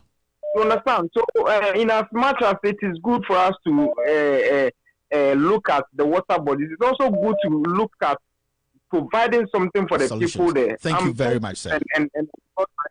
Thank you very much, sir. Thank you. Hello, caller. Where are you calling from? And your name, please. Yeah, hello. Hello, sir. Where are you calling from and your name? My name is Richard. I'm calling from the Netherlands. Oh, you're calling from Holland? Yeah, from Amsterdam, the Netherlands. Oh, okay. Correct. Well, I have a quick question for Solomon. Okay, Solomon, you're listening. Yeah, I'm listening. I do appreciate the fact that he's put on the table. That's very brave of him, but I still want to understand why it is quite difficult for government to literally see the path or the roadmap that you guys put together to remedy the situation when it comes to Galamsey. Yeah, I think he's noting down your question. He's definitely going to react to it before the show ends. Thank you very much, sir. Hello, caller. Your name and where you calling from? Yeah. Hello? Yeah, I can hear you, caller. Where you calling from and your name? My name is Dennis. I'm calling from Denmark. Okay. Dennis, you can go ahead. Yeah. Kelvin, it's surprising how we travel outside the country and we see different things going on in our own country is still retrogressing. Yeah. You know, it's so hurtful because in Denmark there is nothing like gold, there's nothing like diamond, there's nothing like any natural resource, but they are so organized that the country is developing day in and day out. Yeah. You can see students getting about 5,000 every month from the government, though they don't work, to support themselves. Yeah. Without any natural resource. But Ghana is retrogressing. I think we need to change our mentality as Ghanaians and forget about this NDC and MPP so we can move forward. Thank you very much, sir. Thank you for your contribution. Hello, caller. Your name and where you calling from? Hello, caller. Your name and where you calling from? Hello. Hello, sir. Where you calling from and your name?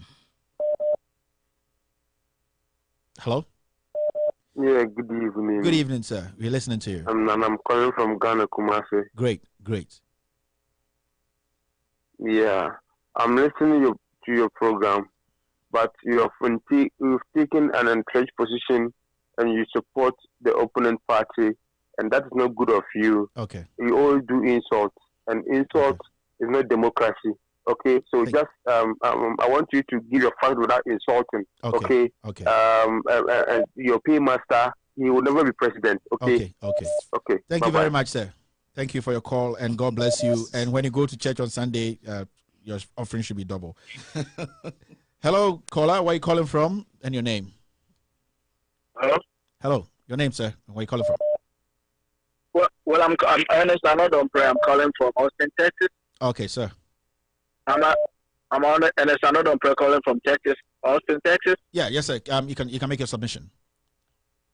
Well, what I'm saying is, I mean, it's kind of hard for, to me, I think Akufo-Addo has lost the battle already. Because if you look at what is happening in Ghana and everywhere in the world, if you're fighting corruption, and this is all what you can do, I don't think you're fighting corruption. As you guys have been discussing, we have, like, for example, the excavators. That is a major issue that should be dealt with. Yeah. Instead of doing that, you are doing something like bringing stuff from the past. You can tackle that. So if we're able to do, the way he's handling the airbag situation, why can't you do the same for tricycles? Why can't you do the same for, to me, for PDS, for 600,000 liters of fuel? A lot, yeah. Let me say this, and it's very important. He lost the battle from the time that he took office. The oath, after taking the oath, whenever he was reading, he was presenting his ideas to the public. He quoted a lot of speeches from people. He didn't give credit for that. He should have fired the person who wrote that speech. And from that day on, I said to myself, man, this man is not going to do anything for Ghana. Because that was the day for him to fire. If you step your foot, that day was the day that he was supposed to do it. Yeah. He didn't do it, and that's what is happening. If you don't be hard on your people from the start, it's not gonna do anything. Trust me, all the things that he's doing, he's gonna clear them again. Nothing is gonna happen. Everybody will be set free, and the politician will keep fooling the masses. And as you said when doing your commentary, those who don't have the job are those who are foolish. Excuse my language. Because those who have jobs will think about it. I do business in Ghana myself. Yeah. It's very hard. Very, very hard. We are trying to solve the situation, unemployment situations in Ghana, but there's no headway. That's all I want to say. Thank you very much, sir. Thank you very much, sir, for calling to the show. Hello, caller. Where are you calling from? Your name? Hello, caller. Your name and where are you calling from? Yeah, my name is Maxwell. I'm calling from Ghana. All right, Maxwell. Yes, we can hear you. I think there's so much. Yeah, we can hear you now. Yeah, Okay, when you, you put that document on, I tried calling Professor from Bossy to advise him if he can resign, but he never picked my call. So please, he should resign before. Okay. Thank you very much. In fact, he should resign before the sacking. Thank you very much, Maxwell calling from. Thank you very much, Maxwell, for doing that job. Thank you very much. No, which part of Ghana? Which part of Ghana? Where are you calling from? Which side? Nungwa. Thank you. The Nungwans. Thank you very much for what you've done today, for calling Professor and he not picking up. So yeah, this is one of those things. You know, it's so funny, and you're still listening to the calls keep coming. I said it was just 5 calls. Yeah. Hello, caller. It's a special day. Hello, caller. How are you? Where are you calling from? I'm Emmanuel calling from Lome. You're calling from Lome, Togo. Yeah. All over the place. Emmanuel, there's so much noise where I'm watching you are. live on Facebook. There's so much noise where you are. I'm watching you live. I'm watching you live on Facebook. That's right. It's 2 phone I'm using, so I'm watching on the other phone and then call you on the different phone. Yeah, I'm talking about. Can you leave where you are a little bit? There's too much noise there. Okay. I'm coming, please. Yeah, it's calling from Lome. I have to try. Hello, sir. I think it's a little bit good now. Can you make? Can we talk? Good evening. Good evening. You can go ahead, sir. I want to congratulate you on the work you are doing. I've been following you from YouTube, and today I've got you on Facebook. So I want to say you are doing a good job. I hope if everybody is doing this type of work, we are going to reach far. Thank you very much, sir. But please, I have some concern. I would like to make it private. Maybe I will use it. So after the show, you can call. Thank you very much, sir. Yeah, it's one of those things. Hello, caller. Whoa. Hello, caller. Your name and where you calling from? Hello. Yes, sir. Good evening, Kevin. Good evening, sir. My name is Vincent Kingsford, calling from Germany. All right, how are you doing? Germany, okay. I'm doing good, bro. We're listening to you, sir. All right, bro. It's just short advice that I want to pass through you to Mr. President of the Republic of Ghana. Mm-hmm. You know, he has quickly issued a paper or something like that to a special prosecutor to investigate the Airbus issue. Yeah. But I wonder how or when he's going to issue paper for, the scandal that has been going on under his watch, especially Charles Bisu, excavators issue, Aboboya's issue, a whole lot. Bro, a whole lot. So we the Ghanaians that are living in abroad, we know. We are trying to find out, trying to hear from him when he will do that, so that we will be happy, and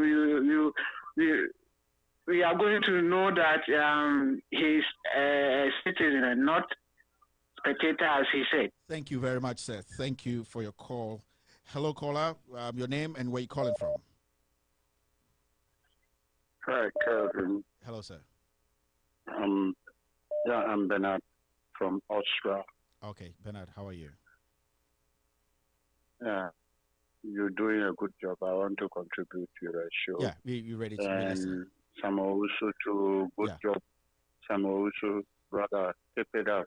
Okay. We have to fight for the Ghana and the water body so that we won't be shorting water in future. By a certain caller just called to speak his mind. I can say his mind, but if he's advising you not to insult somebody on the show, why is he saying that you to have a paymaster? You get what I mean? So I get it. It's one of those things. they bought credit for him to just call and speak rubbish on this special program. He should keep quiet. If he cannot send the good things you are providing to the listeners and Ghanaians, he should just shut up. Better use the credit to call his girlfriend. Thank you very much. Thank you for calling. Hello, caller. Where are you calling from? Hello, caller. How are you? I'm good, and yourself, Mr. Kelvin? You did great. Mr. Article from Mr. Article from New York. From the Bronx. How are you doing, sir? I'm doing good, and yourself? You're looking sharp and focused, man. Very focused. Tell your host that I envy him a lot, you know, and he's one of my best admirers. Solomon, right? Yeah. He's a hard guy. He's a hard guy. There's something you people don't want. Yeah, the reason why he was kicked out in New Jersey was the file he was holding was too heavy for the president to bear. You know, it was too heavy.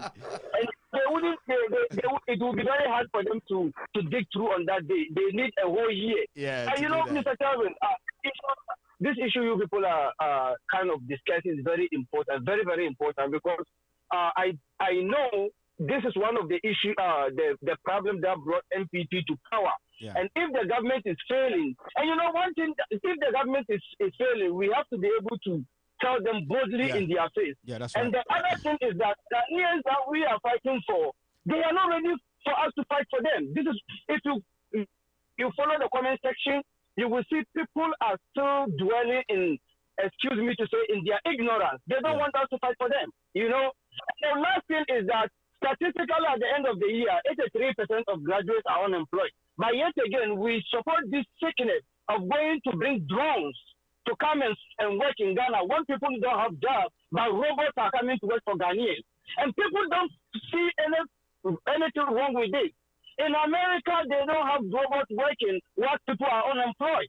But in Ghana, people are unemployed and robots are being brought in the country to come and work. Thank you, Article. Thank you. God bless you too. Hello, caller. Your name and where you calling from? I think I'm going to take the last call after this, and then we wrap up. Hello, caller. Hello, caller. Your name and where you calling from? Good evening. Good evening. Good evening. Good evening, sir. You can go ahead. From Italy. Florence. From Italy. All right. We listen to you, sir. Yes, I want to ask something. Something is bothering me, which I want to ask. Tell us. I want to ask, how much is the money? Which money? How much is the money government of Ghana are chasing? Hello? Hello? Hello, caller? Yeah, I think hello? Yeah, can you hear me? Yes. Hello, can you hear me?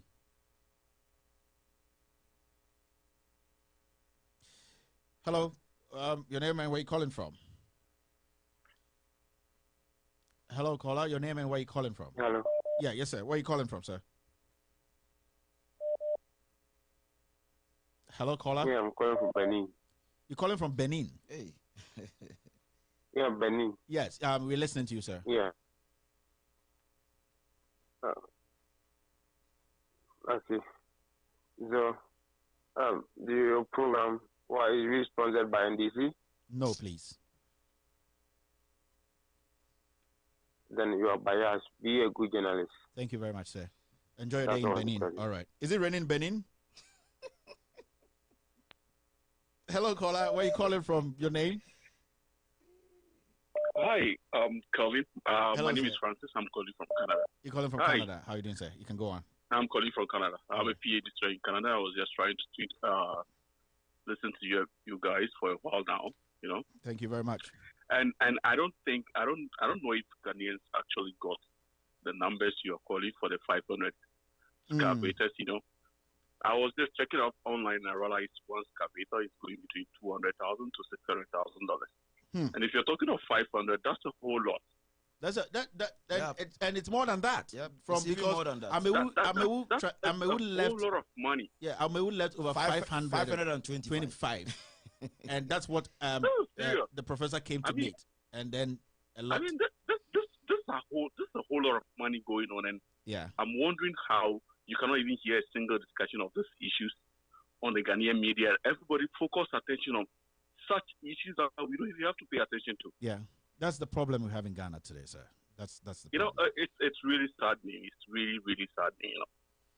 Thank you very much, sir, and keep listening to us. Hello, caller. Where are you calling from? I think we need to. The calls keep coming. You need to react to a few things. Hello, caller. Where are you calling from and your name? Hello, caller. I think there's a lady here. Hello, caller. Yeah, good evening. Oh, it wasn't a lady. The picture is a lady.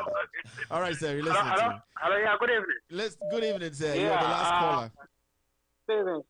Yeah. Sir, I want to talk about the task force system in Ghana, the Vanguard. The Vanguard, yeah. Those Vanguard structured, they have just imposed on Ghana. It's useless. Do you know what they are doing now? Now, when they go on the operation, they will just go and seize the excavators, and they'll go and rent the excavators out to the miners, or they will sell the excavators. I'm into the business. The mining is almost like 5 years. I own 11 excavators. So I know what I'm talking about. Okay. You see these Indians at Bogoso. You see the street giants leading to Pristia. And also at that street giants, there's one Indian guy called Raj. They have seized almost like 30 They have seized like 30 excavators from him. And now do you know what they are doing? They are giving the excavators to the miners and selling some. That's what they are doing now. This is serious. Yeah. And even actually they are talking about. You go to the Pristia Royal, there is the forest reserve over there. She's working there now. Aisha is working in and Ghana. Now this, I'm telling you. So this is it's very serious and very bad. Thank you very much, sir. Thank you very much for your call. Okay. So you had it first. So let's wrap up in the next 5 minutes, and then the calls keep coming. Yeah. You know, I've got how many? I've got about 57 messages that they are trying to call into. It's not coming through, right? It's their WhatsApp call. The line is busy. 57 messages. They all want to get through, right? Yeah, it's tough. I'm sorry, guys. It's from all over the world. Yeah, we got someone from Benin. I just wanted to know if it's raining in Benin, but just if you want to respond. You know what? Let me respond to the question. Questions, and then also give my final submission, and then make my announcement. All right. Let me touch on the guy who called from Netherlands. Yeah. He said, why didn't the government listen to me and my team when we were trying to help them? It's all because of the corrupt practices that were going on that they didn't want us to see. That's why they were preventing us from getting involved in the whole thing. Yeah. That's a short answer I'll give for now. Then somebody also said, somebody from Denmark. Yeah. Denmark said, Ghana is, retrogressing as far as our corruption is concerned amidst the natural resources that we have or something. Yeah. It's true. Denmark, what do they have? Nothing. Rwanda, let's come down to Rwanda. What do they have? Coffee and tea. Just coffee and tea. I had a meeting with a guy from Jordan, Dr. I've forgotten the name. We met at a conference in Denver. And then he said, Jordan. Do you know, I didn't even know that Jordan was a country, not a city. I thought Jordan was a city in Israel. So when he said I'm from Jordan, you are from Israel. So no. Jordan is a country. Yeah. Not knowing Jordan is in the Middle East. And Jordan, I asked him, what drives your economy? He said, potash and phosphate. Potash and phosphate. Phosphate for fertilizer, potash salt. So wow. Jordan. Yeah. It's interesting. Very interesting. And I told him we have Ghana's size is like Arizona is a bit bigger than Ghana by land size. And we have gold.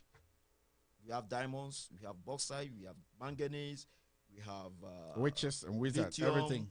We have oil, gas, cocoa, coffee, and our land is fertile, everything. You say, what? Then you guys are rich. So no, unfortunately, we are poor because of mismanagement, bad leadership. Yeah. So I will say bad leadership. Bad leadership. That is why. Kevin, let me ask President Akufo-Addo one question. Yeah. Before I go, please try and remind him for me anytime. I do my piece. All right, I'll do that. August 20th, 2019, he inaugurated the new mining law that will enable the judges to jail people between 15 and 25 years. The foreigners 20 to 25 years. That was 20th August.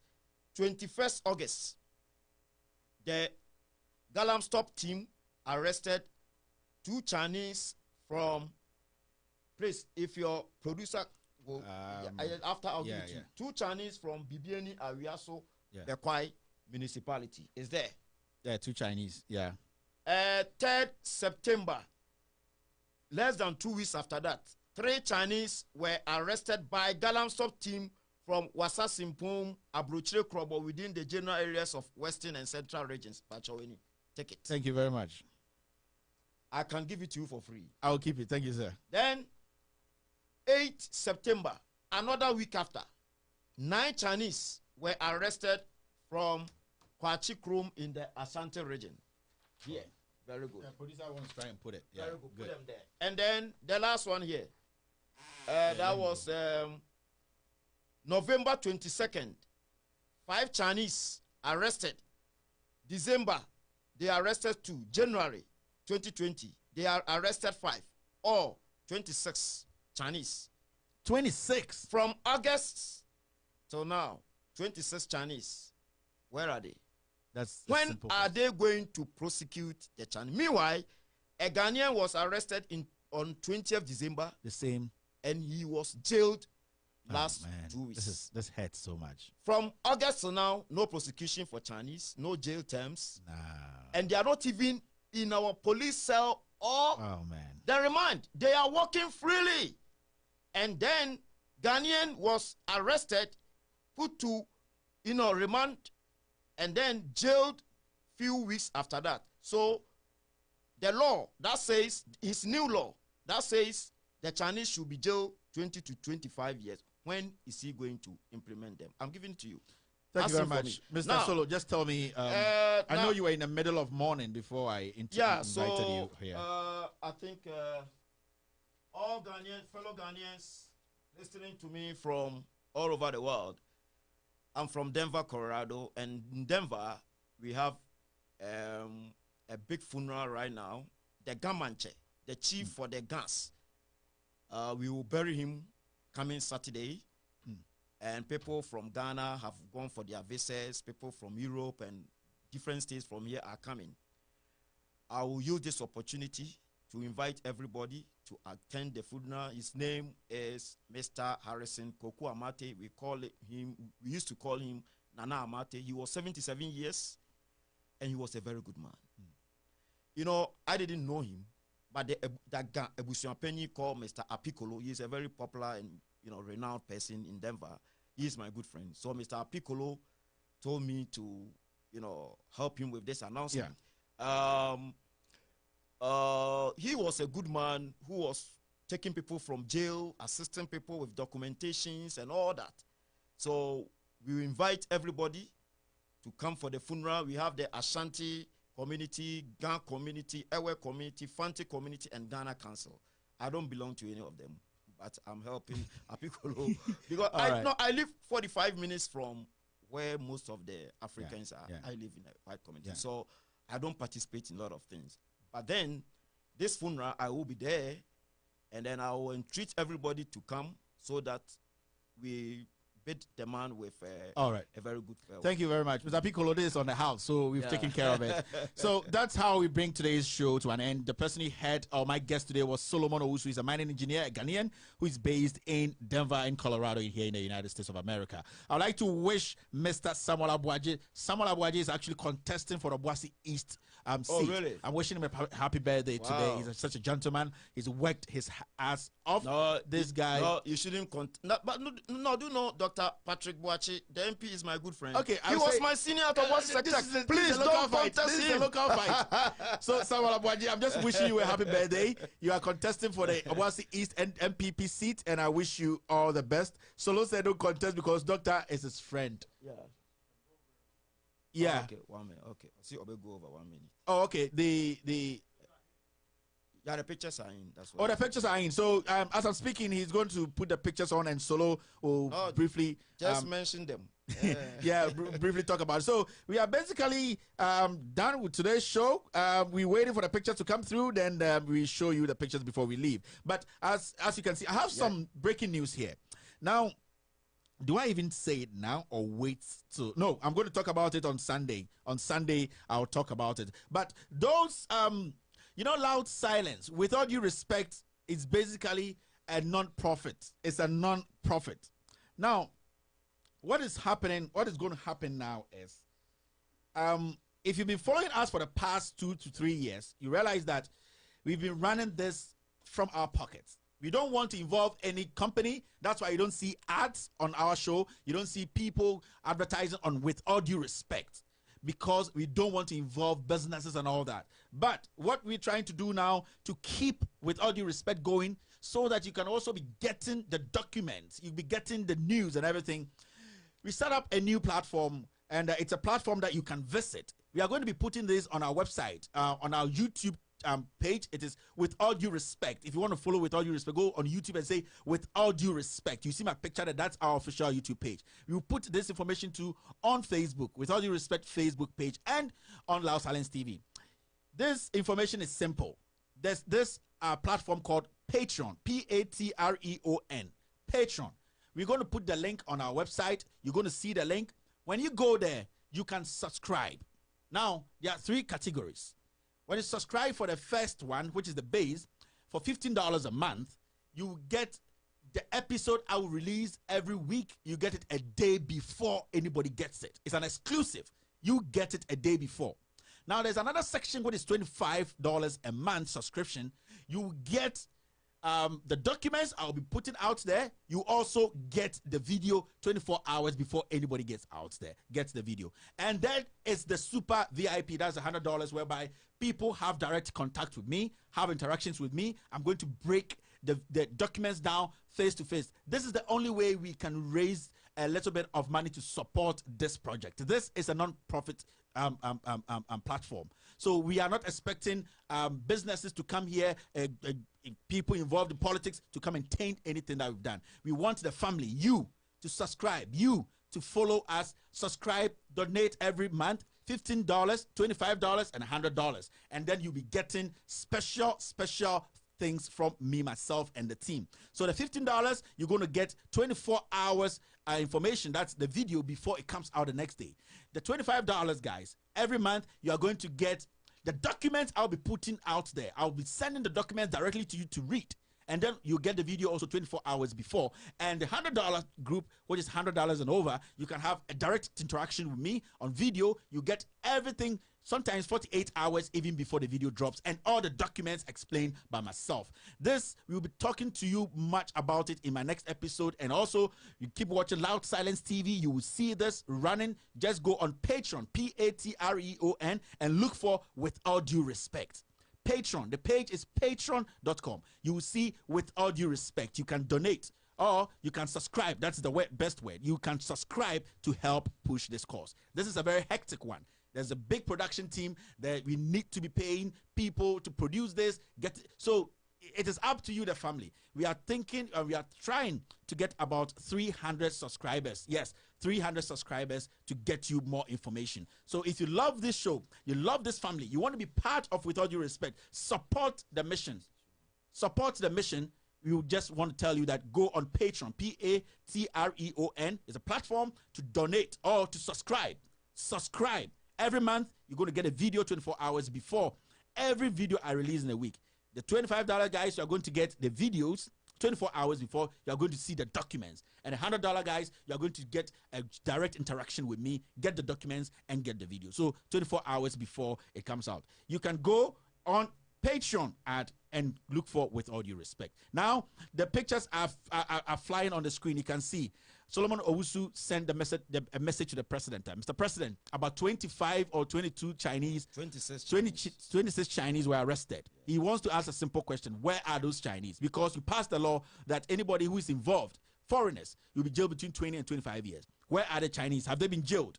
Why have Ghanaians been jailed while Chinese have not been jailed? This is a simple question from Solomon Owusu. My name has been Kevin Ekobedu. Tell this, With All Due Respect, extended version. This is Loud Silence Radio and TV. This has been the greatest interview ever given by Solomon Owusu. I've always told you that as a Ghanaian, focus. And I always said, I'm a messenger without a Bible or a Quran in my hand, a messenger who is willing and ready to speak truth to power. Family, this is the end of the show. Remember, here we separate facts from noise. My name is Kevin Taylor, and this is Loud Silence Radio.